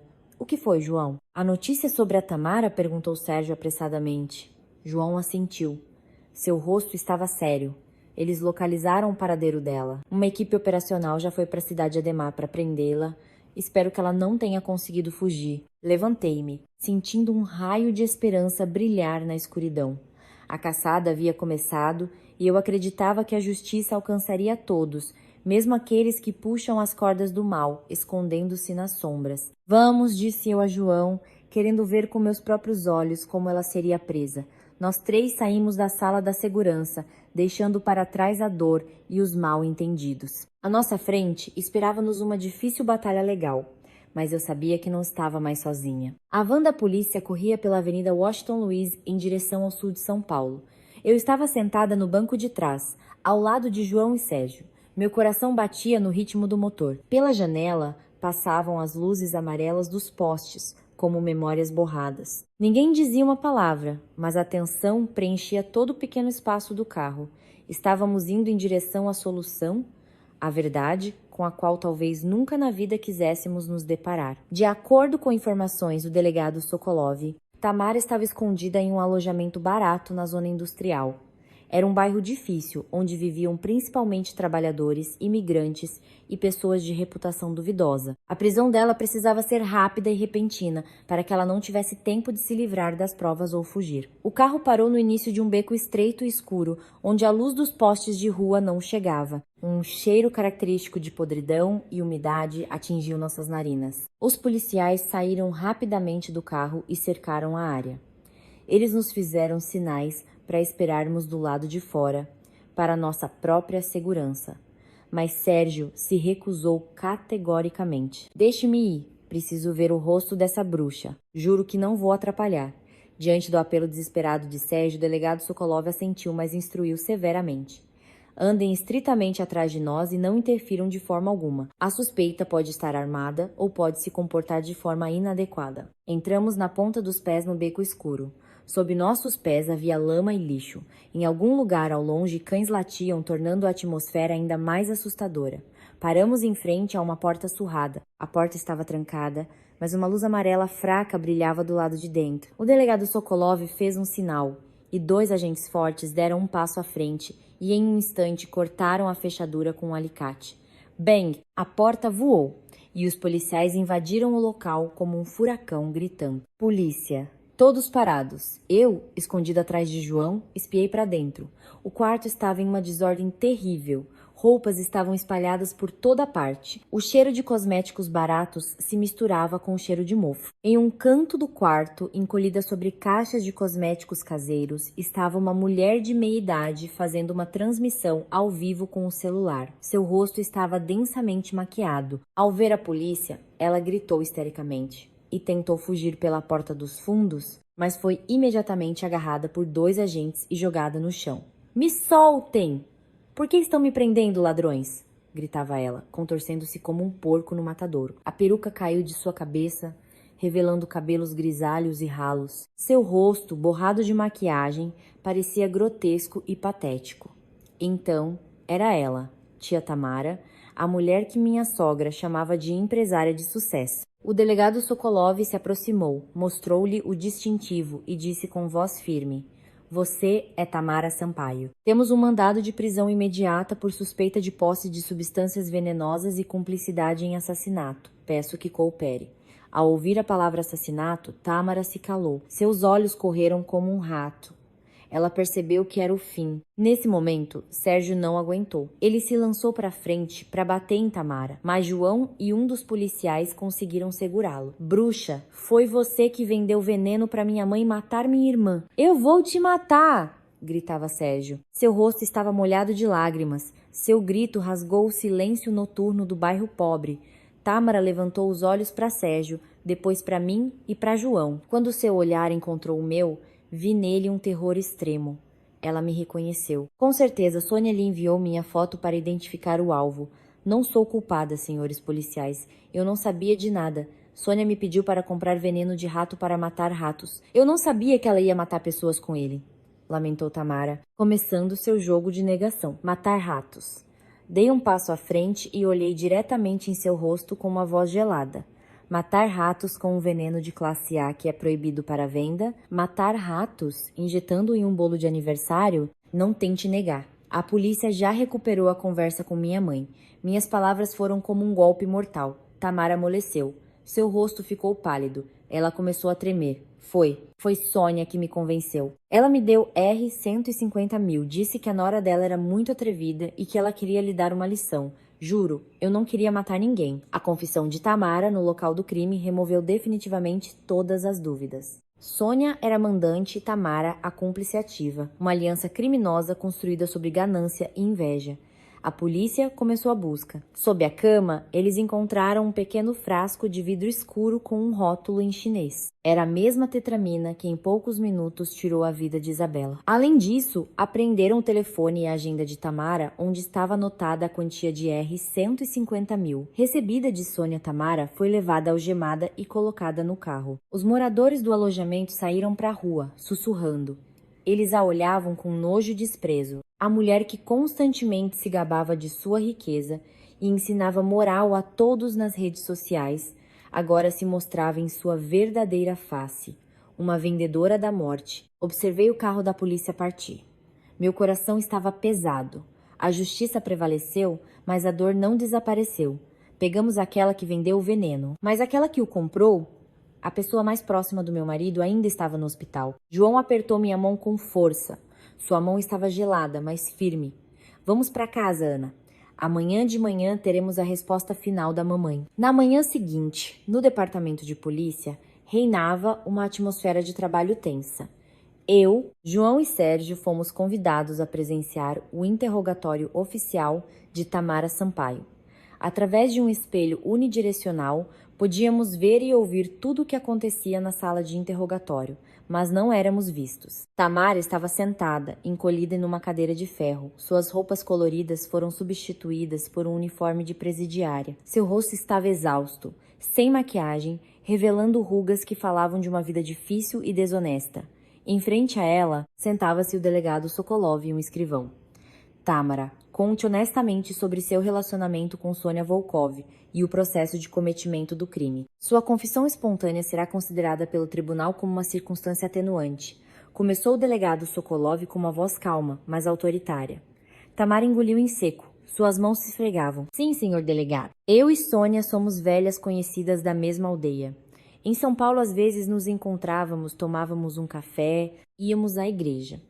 Uma semana atrás, ela veio até mim, furiosa. Começou a reclamar que a nora dela estava completamente fora de controle, que queria expulsá-la. Mas o filho não deixava. Olhei para João, ele abaixou a cabeça. Suas mãos se fecharam em punhos brancos. E depois? Perguntou Sokolov. Ela me perguntou se eu conhecia uma maneira de fazer a nora dela desaparecer, sem que ninguém suspeitasse de nada. No início, pensei que ela estava brincando. Até sugeri que ela fosse a uma benzedeira, fizesse um feitiço para que a moça fosse embora por conta própria, mas ela disse que queria que ela morresse. Disse que a nora controlava todo o dinheiro do filho. Se eles se divorciassem, teriam que dividir os bens, e isso era uma pena. Ela queria que a moça morresse de repente e que todos os bens ficassem na família. Sérgio deu um soco forte no vidro. O som surdo não interrompeu o interrogatório.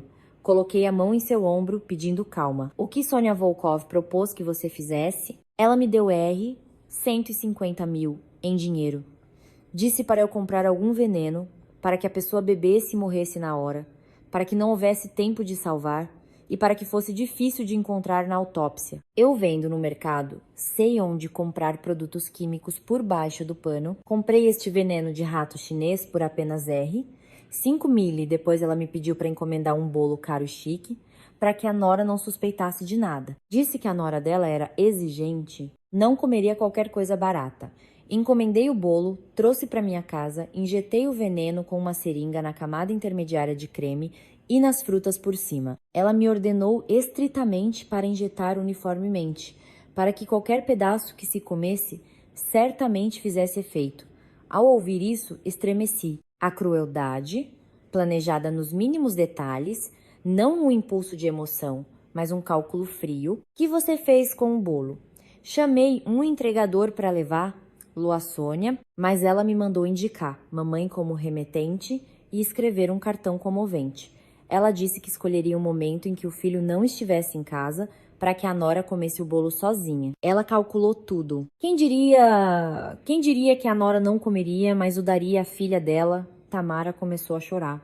Seu choro soava assustador. Senhores policiais, foi só por dinheiro. Eu não tinha nenhuma inimizade, nem com a Ana, nem com a Isabela. Quando soube que a Isabela morreu, eu mesma fiquei com medo. Sônia me ligou, me chamou de idiota, porque eu comprei um veneno tão forte que a filha dela nem teve tempo de deixar um bilhete de despedida. Ela ainda me ameaçou que se eu a entregasse, ela contrataria bandidos para cuidar de mim. Fiquei com medo e queria fugir para a aldeia. Você tem provas de que Sônia Volkova contratou, além de suas palavras? Tenho meu telefone. No WhatsApp, toda a conversa com ela está salva. Ela ainda escreveu: faça tudo limpo para que uma dose seja suficiente para ir para o outro mundo, para que não sofra, senão terei que gastar com o hospital. E se sobreviver, ainda vai me processar. Vejam, senhores policiais, eu não estou mentindo. O delegado Sokolov assentiu e fez um sinal para o especialista técnico. Tudo estava perfeitamente claro, não havia dúvidas. Saímos da sala de observação. João estava desolado. Ele se encostou na parede do corredor e escorregou lentamente para o chão. O homem forte e bem-sucedido agora parecia pequeno e patético. Ele não chorava, mas a dor em seus olhos era mais assustadora do que as lágrimas.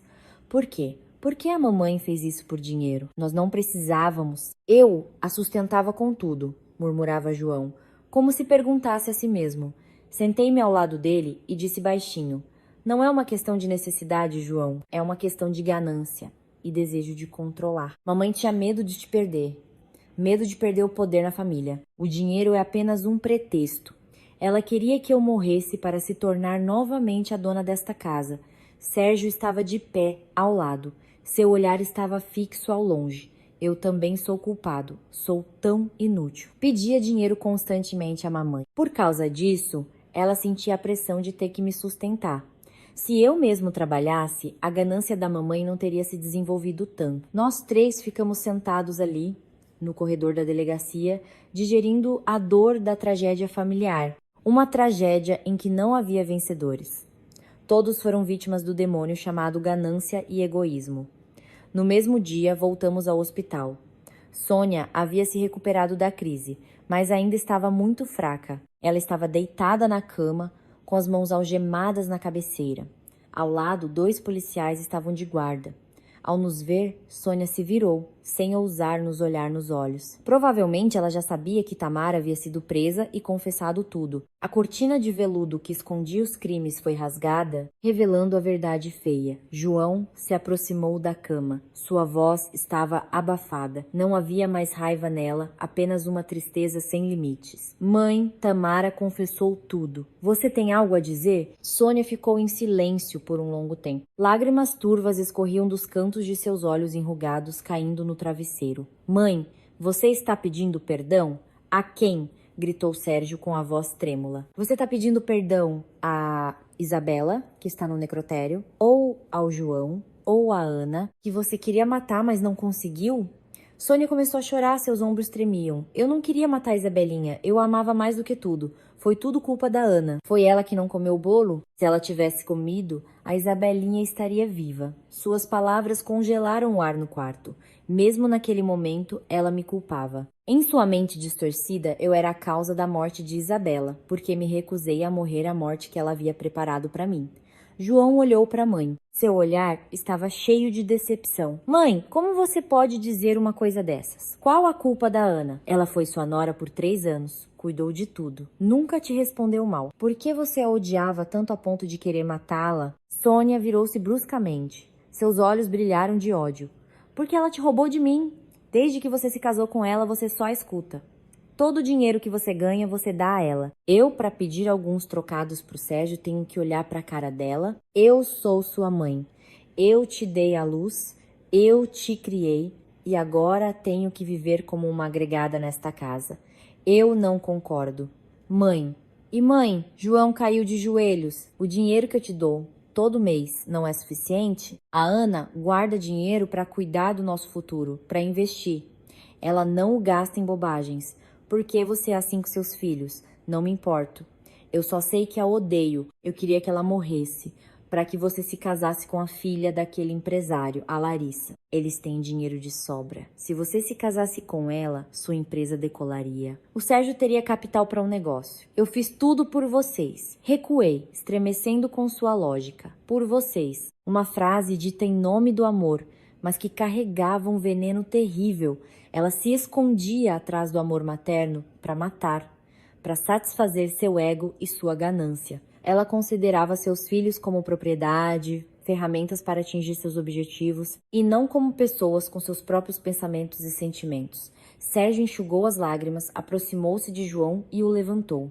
Chega, João, não fale mais. A mamãe não tem mais conserto. Ela enlouqueceu. Sérgio olhou para Sônia com um olhar gelado, nunca visto antes. Você queria cuidar de mim, mãe? Cuidar matando a esposa do João para pegar seus bens e me dar? Pois bem, eu te digo, mãe, esse dinheiro me daria nojo. Eu prefiro trabalhar como carregador, dirigir um táxi, do que viver no luxo sobre os ossos da minha cunhada. Você me fez desprezar a mim mesmo por ser seu filho. Sônia congelou. Ela não esperava que seu filho mais velho, a quem ela sempre protegeu, a quem sempre quis sustentar, lhe dissesse palavras tão cruéis. Ela abriu a boca, mas não conseguiu pronunciar nenhum som. O delegado Sokolov entrou, interrompendo o diálogo angustiante. Com licença, o tempo de visita acabou. Precisamos providenciar a transferência da suspeita para o centro de detenção provisória. O estado de saúde permite. 2 policiais se aproximaram, removeram as algemas da cama e as prenderam nos pulsos de Sônia. Ela se debateu, começou a chorar. Joãozinho, Sérgio, salvem a mamãe. Eu não quero ir para a prisão. Estou velha. Escrevam uma declaração para que me soltem. João se virou, incapaz de olhar para aquilo. Seus ombros tremiam. Sérgio ficou imóvel, as lágrimas corriam por suas bochechas, mas ele não se moveu. Eu observei enquanto levavam Sônia. Seus gritos ficavam cada vez mais baixos e finalmente silenciaram atrás da porta. Um final trágico para uma mulher que passou a vida inteira tramando, mas que no final perdeu tudo. Ela perdeu a filha, a liberdade e o mais doloroso, o respeito e o amor de seus filhos restantes. O quarto ficou extraordinariamente silencioso. Ouvia-se apenas o zumbido do ar-condicionado e nossos suspiros pesados. Acabou, disse João baixinho, com a voz cansada. Tudo acabou.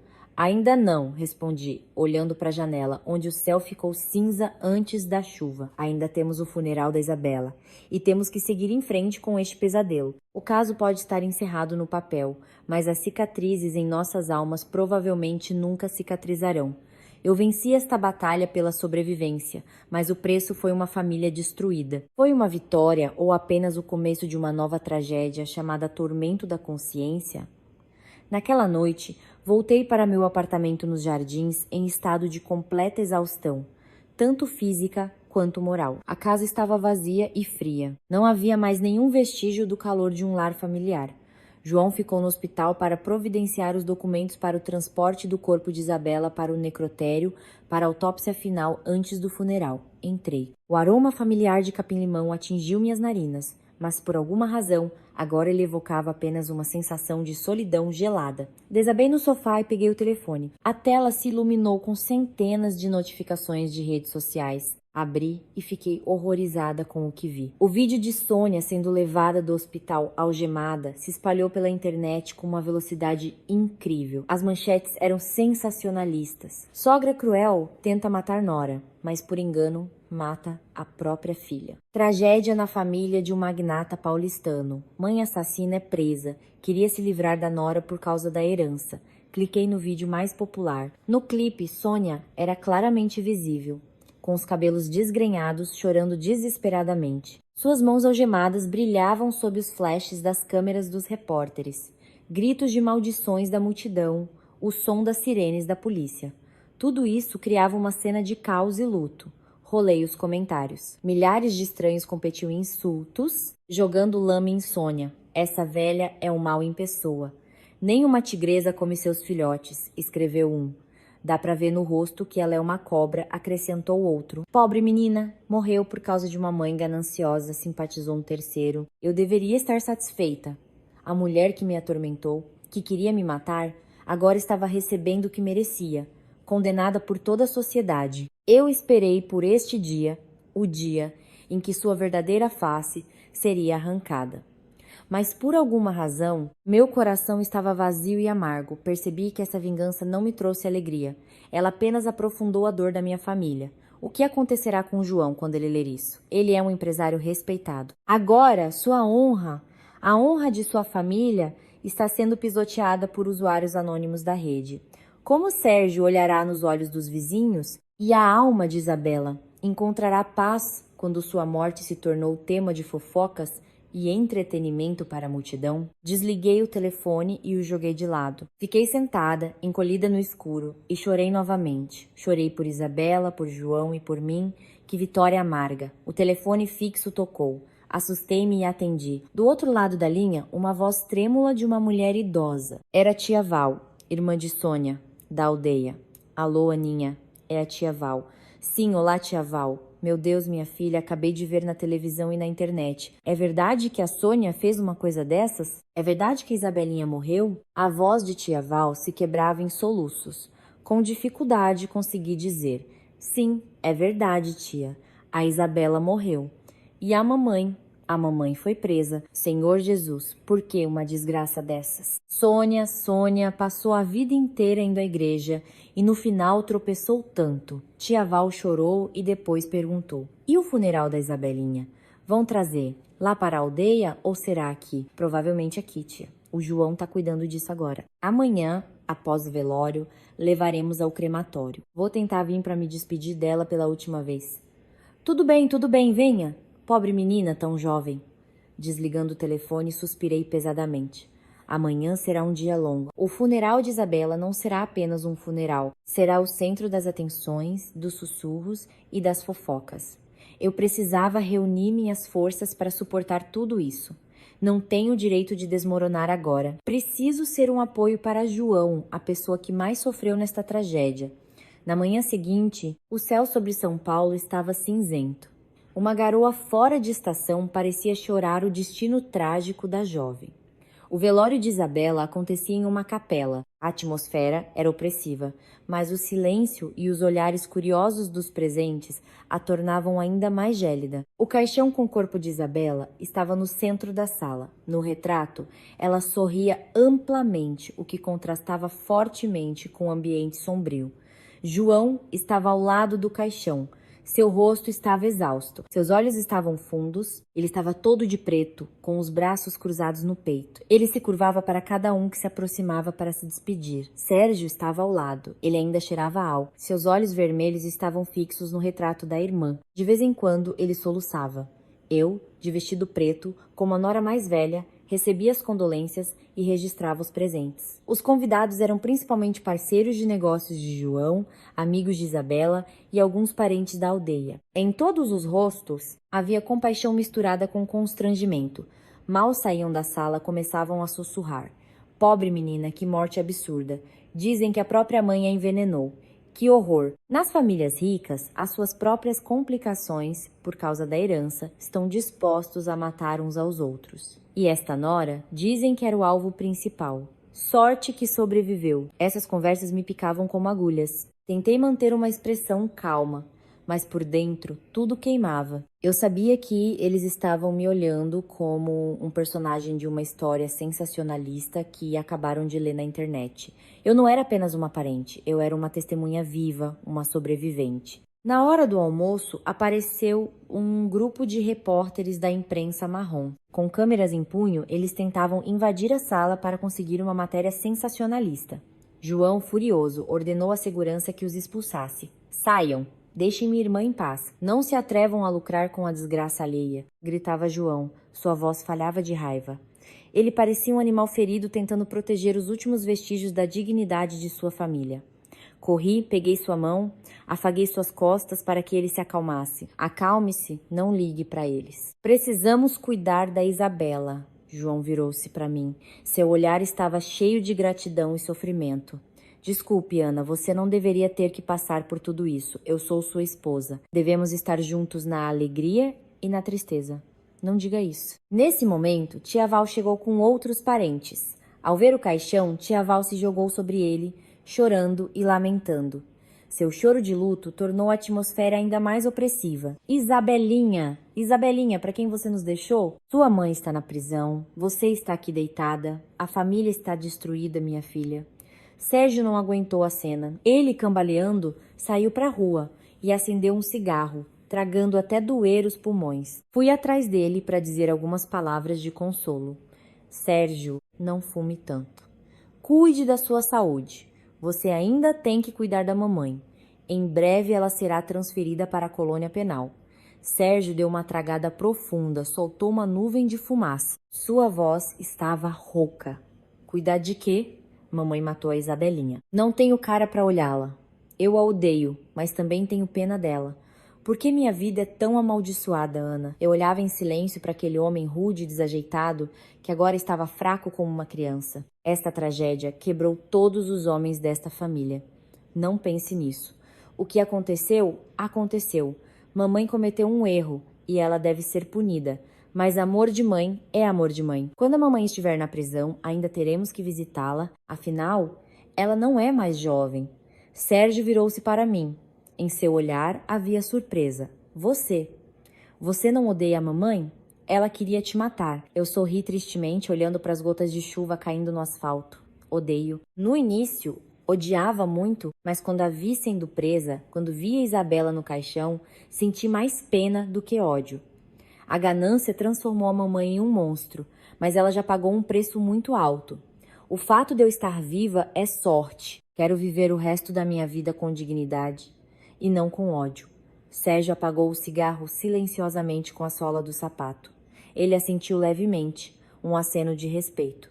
Você está certa. Vamos. Precisamos nos despedir da Isabelinha. Voltamos para a sala. A música fúnebre começou a tocar. Amanhã nos despediremos de Isabela pela última vez. E depois nos aguardam longos meses de julgamento e sentença, tanto da lei quanto da nossa própria consciência. 3 dias após o funeral, fui chamada ao departamento de investigação para pegar meu telefone de volta e esclarecer alguns detalhes. O delegado Sokolov me recebeu com uma expressão séria, mas já mais calma. A investigação estava chegando ao fim. Todas as provas eram irrefutáveis. Ana, sente-se. Concluímos a extração de dados dos telefones de Sônia Volkov e Tamara Sampaio. Há uma mensagem importante que queremos lhe mostrar para que você entenda melhor a gravidade da situação. O delegado Sokolov me entregou uma folha A4 com uma captura de tela impressa da conversa no WhatsApp entre mamãe, como Sônia estava salva no telefone dela, e Tamara vizinha, 20 de dezembro, 14h30. Sônia, Tamara, como está o nosso assunto? Tudo certo? Tamara, firme e forte, Sônia. Este veneno eu peguei com gente de confiança da China. Uma gota e vai para o outro mundo sem nem dar um pio. Sônia, ótimo, faça tudo limpo, para que uma dose seja o fim, para que não sofra, senão terei que gastar com o hospital. E se sobreviver, ainda vai me processar. Não se esqueça de injetar uniformemente no bolo. Eu lia cada letra, e um arrepio percorria minha espinha. Essas palavras, cruéis e frias, não poderiam pertencer a uma mãe, a uma avó. Ela não só queria me matar, ela queria que eu morresse rápido e sem complicações, para economizar dinheiro e evitar problemas. Sua calculismo e avareza se manifestaram até mesmo em tirar a vida de outra pessoa. Como você pode ver, esta é uma prova irrefutável de um assassinato premeditado, planejado e organizado. Sônia Volkov será responsabilizada pelo artigo mais rigoroso, disse Sokolov com voz firme. O artigo mais rigoroso é prisão perpétua? Perguntei com a voz trêmula. Dada a gravidade do crime que resultou na morte de uma pessoa, mesmo que por engano, e as circunstâncias agravantes de cometer o crime por motivos torpes, há uma alta probabilidade de prisão perpétua. No entanto, considerando a idade avançada de Sônia Volkov e sua confissão espontânea após a prisão, o tribunal pode atenuar a sentença. Eu assenti, colocando a folha na mesa. Uma sensação pesada oprimiu meu peito. Embora Sônia merecesse punição, a ideia de que minha sogra passaria o resto da vida na prisão me causava dor. E mais uma coisa, continuou Sokolov. Os resultados da autópsia mostraram que a quantidade de veneno no corpo de Isabela Volkov era enorme, 10 vezes a dose letal. Isso prova que Tamara Sampaio injetou no bolo quase todo o frasco. Se você tivesse comido aquele bolo, não teria a menor chance de sobreviver. Estremeci. A morte passou a um passo de mim. Minha vida foi comprada ao preço da vida de Isabela. Agradeci mentalmente a Deus por minha salvação, mas também pedi desculpas mentalmente a Isabela por ter lá empurrado involuntariamente para a morte. Saindo do departamento de investigação, entrei em uma pequena igreja próxima. Accendi uma vela pela alma de Isabella. Diante do ícone, rezei mentalmente. Isabela, me perdoe. Descanse em paz. Prometo que cuidarei de João e Sérgio em seu lugar. Viverei minha vida com dignidade, por você também. Saí da igreja. O sol da tarde já se punha. As ruas de São Paulo estavam tão barulhentas e cheias de gente como sempre, como se nada tivesse acontecido. A vida continuava, apenas minha família havia mudado para sempre. Chamei um táxi e fui para casa. João estava me esperando. Precisávamos conversar sobre o futuro. O caso logo seria encaminhado ao tribunal. Tínhamos que nos preparar moralmente para uma nova onda de atenção pública. E mais importante, nos preparar para conversar um com o outro. Conseguiremos superar essa dor e salvar nosso casamento? Ou nos deixaremos ir para nos livrarmos dos fantasmas do passado? A resposta a essa pergunta permanecia em aberto. O julgamento do caso do bolo mortal ocorreu 6 meses após a morte de Isabela, em um dia chuvoso no início do verão. O tribunal estava lotado. Repórteres, cidadãos curiosos e conhecidos de nossa família, eles vieram para ver o final da tragédia, satisfazer sua curiosidade e dar seu veredicto. Sônia e Tamara estavam no banco dos réus. Sônia havia emagrecido, seus cabelos estavam completamente grisalhos, seus olhos vazios. Tamara tremia e chorava, implorando por clemência. Eu e João estávamos sentados no banco dos representantes das vítimas. João segurou minha mão com força durante toda a audiência. Sua mão estava gelada e úmida de suor. Cada vez que o juiz lia os detalhes do caso, João estremecia e abaixava a cabeça, como se tentasse se esconder da verdade cruel. Sérgio estava sentado ao lado, seus olhos vermelhos. Ele segurava um retrato de Isabela. Ele parou de beber há alguns meses, parecia sóbrio e mais maduro. A tragédia familiar o forçou a amadurecer, a se tornar um pilar para sua esposa e filhos. Quando a mãe e a irmã se foram, após intensos debates, o tribunal proferiu a sentença. Sônia Volkov, prisão perpétua por assassinato. Tamara Sampaio, 20 anos de prisão por cumplicidade em assassinato. Quando o juiz anunciou a sentença, Sônia desabou no chão. Ela gritava os nomes de João, Sérgio, Isabela. Seu grito de partir o coração ecoou pelo tribunal, fazendo todos estremecerem. Foi um grito de remorso tardio, um grito de desespero ao perceber que passaria o resto da vida dentro das 4 paredes de uma prisão fria. Eu observei enquanto levavam Sônia, e desta vez não senti nem prazer nem pena. Senti apenas alívio. A justiça foi feita. A dívida de sangue foi paga. O julgamento terminou. A multidão começou a se dispersar. Eu e João saímos para o pátio do tribunal.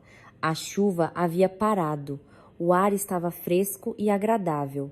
Ana, João se virou para mim. Seu olhar estava cansado, mas cheio de amor.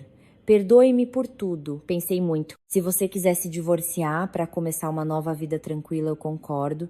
Não quero que você viva a vida inteira com este pesadelo, com as memórias da minha mãe, da minha família. Olhei para João, para o homem que eu amava e escolhi como marido. Ele sofreu demais. Ele perdeu a mãe, a irmã. Sua reputação foi abalada.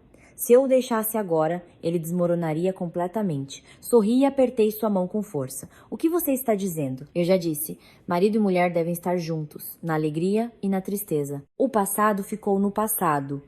Os culpados foram punidos. Estamos vivos e devemos seguir em frente. Viver também pela Isabela.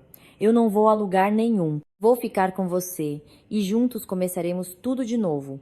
João me abraçou com força. Suas lágrimas molharam meu ombro. Obrigado, Ana. Obrigado por não me abandonar. Ficamos abraçados no meio do grande pátio do tribunal.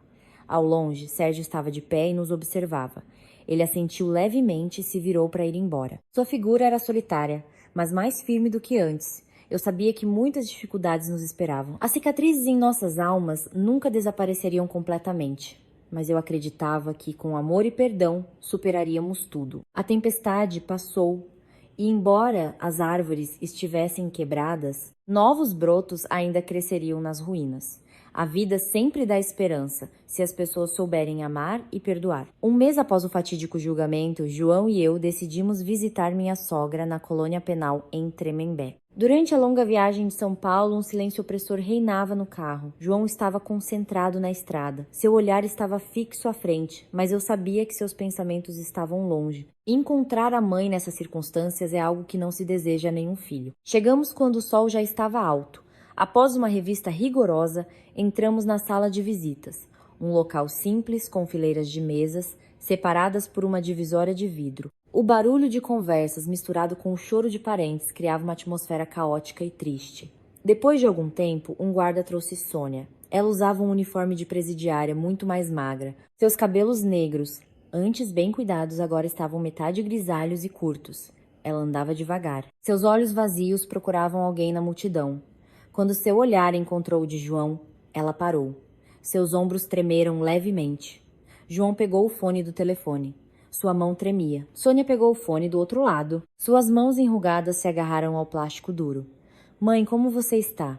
A voz de João soou através do vidro, abafada e quente. Sônia começou a chorar. As lágrimas corriam por suas bochechas encovadas. Eu estou bem. Como vocês estão? E o Sérgio? Eu e o Sérgio estamos bem. Não se preocupe. Como está a comida aqui? Normal? Precisa de alguma coisa? Eu mando. Sônia balançou a cabeça, enxugando as lágrimas. Não preciso de nada. Só aqui eu entendi como estava errada, meu filho. Todas as noites eu sonho com a Isabelinha. Ela vem e me repreende. Diz: como sou cruel. Por que a matei? Dói tanto, João. Eu estava sentada ao lado de João e observava em silêncio. A pena cresceu em minha alma. A mulher autoritária e calculista se transformou em uma velha infeliz, atormentada pela consciência e pela saudade da filha. A punição mais terrível para ela não foi a prisão perpétua, mas o pesadelo da morte da filha mais nova. João me passou o fone. Hesitei um pouco e depois o peguei. Olá, mamãe. É a Ana. Sônia levantou os olhos para mim. Em seu olhar não havia mais ódio, como antes. Apenas vergonha e súplica. Aninha, me perdoe. 1000 vezes me perdoe. Eu estava errada. Você pode me perdoar? Respirei fundo, contendo as emoções que surgiam. Eu não guardo mais rancor de você. Cuide da sua saúde. Tente se comportar bem. Talvez a pena seja reduzida. O que passou, passou. Não se atormente. A Isabelinha também não gostaria de te ver tão infeliz. Sônia sentiu. As lágrimas correram ainda mais fortes. Obrigada, minha filha. Você é tão boa e eu, cega, não vi seu bom coração. Cuide do João, por favor. Eu confio a você. A visita foi curta, mas desatou um nó na alma de cada um de nós. Quando o guarda sinalizou que o tempo havia acabado, Sônia, com pesar, desligou o fone e pressionou a palma da mão no vidro. João e eu fizemos o mesmo, 3 palmas, tocando-se através do vidro frio. Mas o calor do parentesco parecia ter sido transmitido de qualquer maneira. No caminho de volta, João pegou minha mão e sorriu aliviado. Obrigado por ter vindo comigo. Sinto-me muito mais leve. Eu também.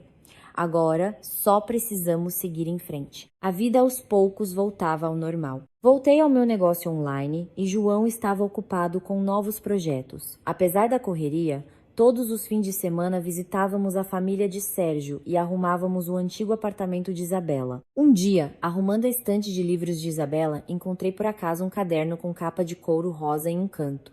Por curiosidade, abri. Era o diário de Isabela. Nas páginas, escritas com uma caligrafia apressada, mas caprichada, estavam seus pensamentos e sentimentos. Folheei as páginas e, com surpresa, li as anotações sobre mim. Hoje, a mamãe elogiou a Ana de novo, mesmo que com ironia, mas senti tanta inveja. A Ana é realmente ótima, sabe fazer tudo e ainda ganha dinheiro e eu não consigo fazer nada, só vivo às custas do João e da mamãe. Eu odeio a Ana por ela ser tão perfeita, perto dela me sinto tão inútil. Hoje é meu aniversário. Não sei se a Ana vai se lembrar, provavelmente ela me odeia porque eu vivo falando mal dela, mas na verdade eu quero ser como ela, ser independente, para que me respeitem. Quem dera eu pudesse conversar com ela normalmente uma vez. As lágrimas caíam nas páginas do diário. Acontece que por trás da máscara de uma garota mimada e preguiçosa escondia-se uma alma insegura e solitária. Sua inveja era apenas uma armadura, escondendo um complexo de inferioridade. Ela me admirava. Queria ser como eu, mas não sabia como demonstrar. Chamei João e mostrei-lhe o diário. Ao ler, ele corou. Ele apertou o caderno contra o peito, como se abraçasse sua irmã mais nova. Meu Deus, Isabela, como você era boba. Ninguém te criticava. No diário encontramos uma folha dobrada em 4. Era uma lista de coisas que Isabela queria fazer antes dos 25 anos. 1. Aprender a fazer bolos, para fazer um bolo para a mãe e o irmão. 2. Viajar para o Rio de Janeiro sozinha. 3. Pedir desculpas a Ana e convidá-la para fazer compras. 4. Encontrar um trabalho de meio período para não pedir dinheiro a João. Ao ler o terceiro item, comecei a chorar. Isabela ia fazer as pazes comigo. Ela queria mudar, mas o destino cruel a privou dessa chance. E, por ironia do destino, ela morreu. Do mesmo bolo que nunca teve tempo de aprender a fazer. João apertou minha mão com força. Sua voz estava embargada. Temos que fazer isso pela Isabela. Quero que minha irmã seja feliz no céu. Eu assenti. Na semana seguinte, João, Sérgio e eu tiramos alguns dias de folga e fomos para o Rio de Janeiro. Levamos um retrato de Isabela, mostramos a ela o Cristo Redentor, passeamos pela orla de Copacabana. De pé na Baía de Guanabara, sussurrei ao vento. Isabela, aqui estou eu. Te trouxe para passear. Viu? O rio é muito bonito. Desculpe por nunca termos ido às compras juntas. Mas prometo, na próxima vida, com certeza seremos boas irmãs. Esta viagem nos aproximou como nunca. Percebemos que o maior legado que Isabela deixou não foi a dor, mas uma lição sobre a importância de valorizar e amar nossos entes queridos enquanto eles estão por perto. Sérgio mudou radicalmente após a tragédia familiar. Ele parou completamente de beber, se barbeou, cortou o cabelo e começou a procurar trabalho. Com a ajuda de João, ele conseguiu um emprego como gerente de armazém em uma empresa de logística. O trabalho era pesado, o salário não era alto, mas Sérgio trabalhava com afinco e responsabilidade. Uma noite, Sérgio nos convidou, a mim e a João, para jantar. O pequeno apartamento deles na Moca agora estava limpo e aconchegante sua esposa se ocupava na cozinha. Seu sorriso radiante dizia que a felicidade havia retornado à sua pequena família. Durante o jantar, Sérgio levantou um copo de suco em vez da cerveja habitual. Sua voz tremia de emoção.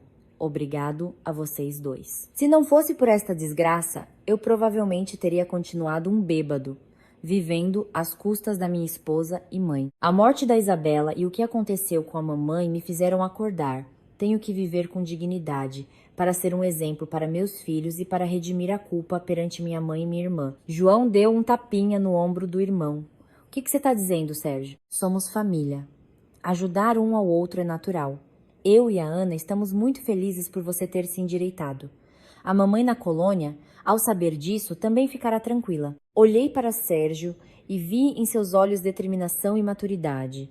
Ele não era mais aquele concunhado rude e desajeitado.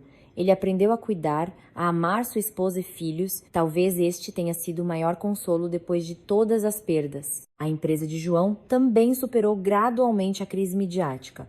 Com sua sinceridade e trabalho árduo, João reconquistou a confiança de parceiros e clientes. Ele mergulhou de cabeça no trabalho não apenas por dinheiro, mas também para provar seu valor e limpar a sujeira imerecida. Eu estava ao seu lado, apoiando-o em tudo.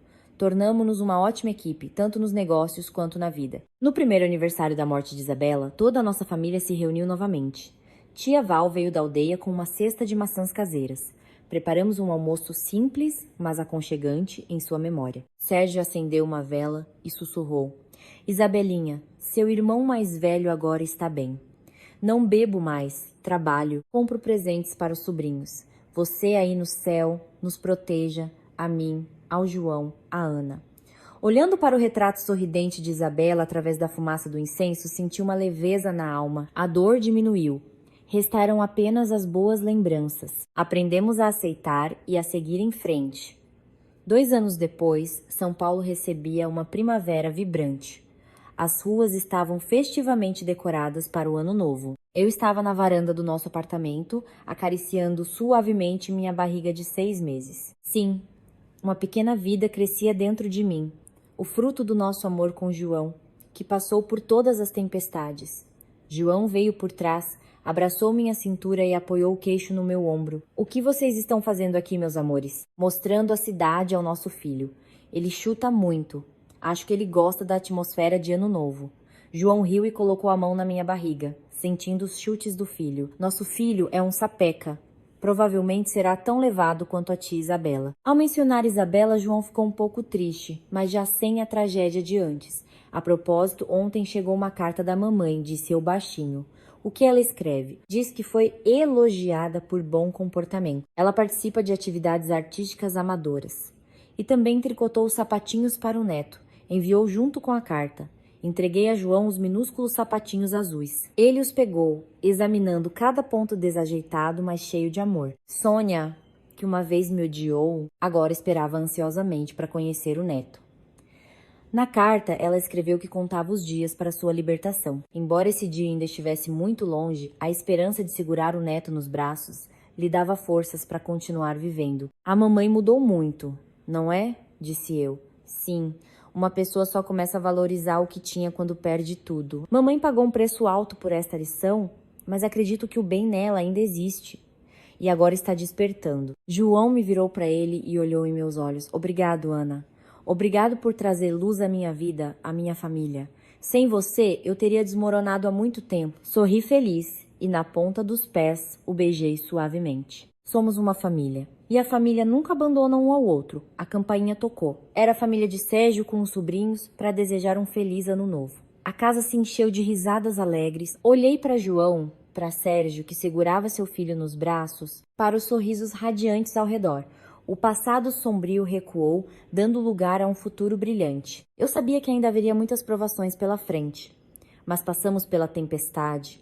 Conhecemos a amargura e a doçura, para entender que a felicidade não é um destino, mas um caminho que percorremos de mãos dadas através de todos os altos e baixos. E o mais importante, o perdão e o amor são o remédio que cura todas as feridas e nos tira do túnel mais escuro. Olhei para a cidade barulhenta, respirei fundo ar fresco da primavera. O ano novo estava chegando, trazendo consigo esperança e novos e melhores começos.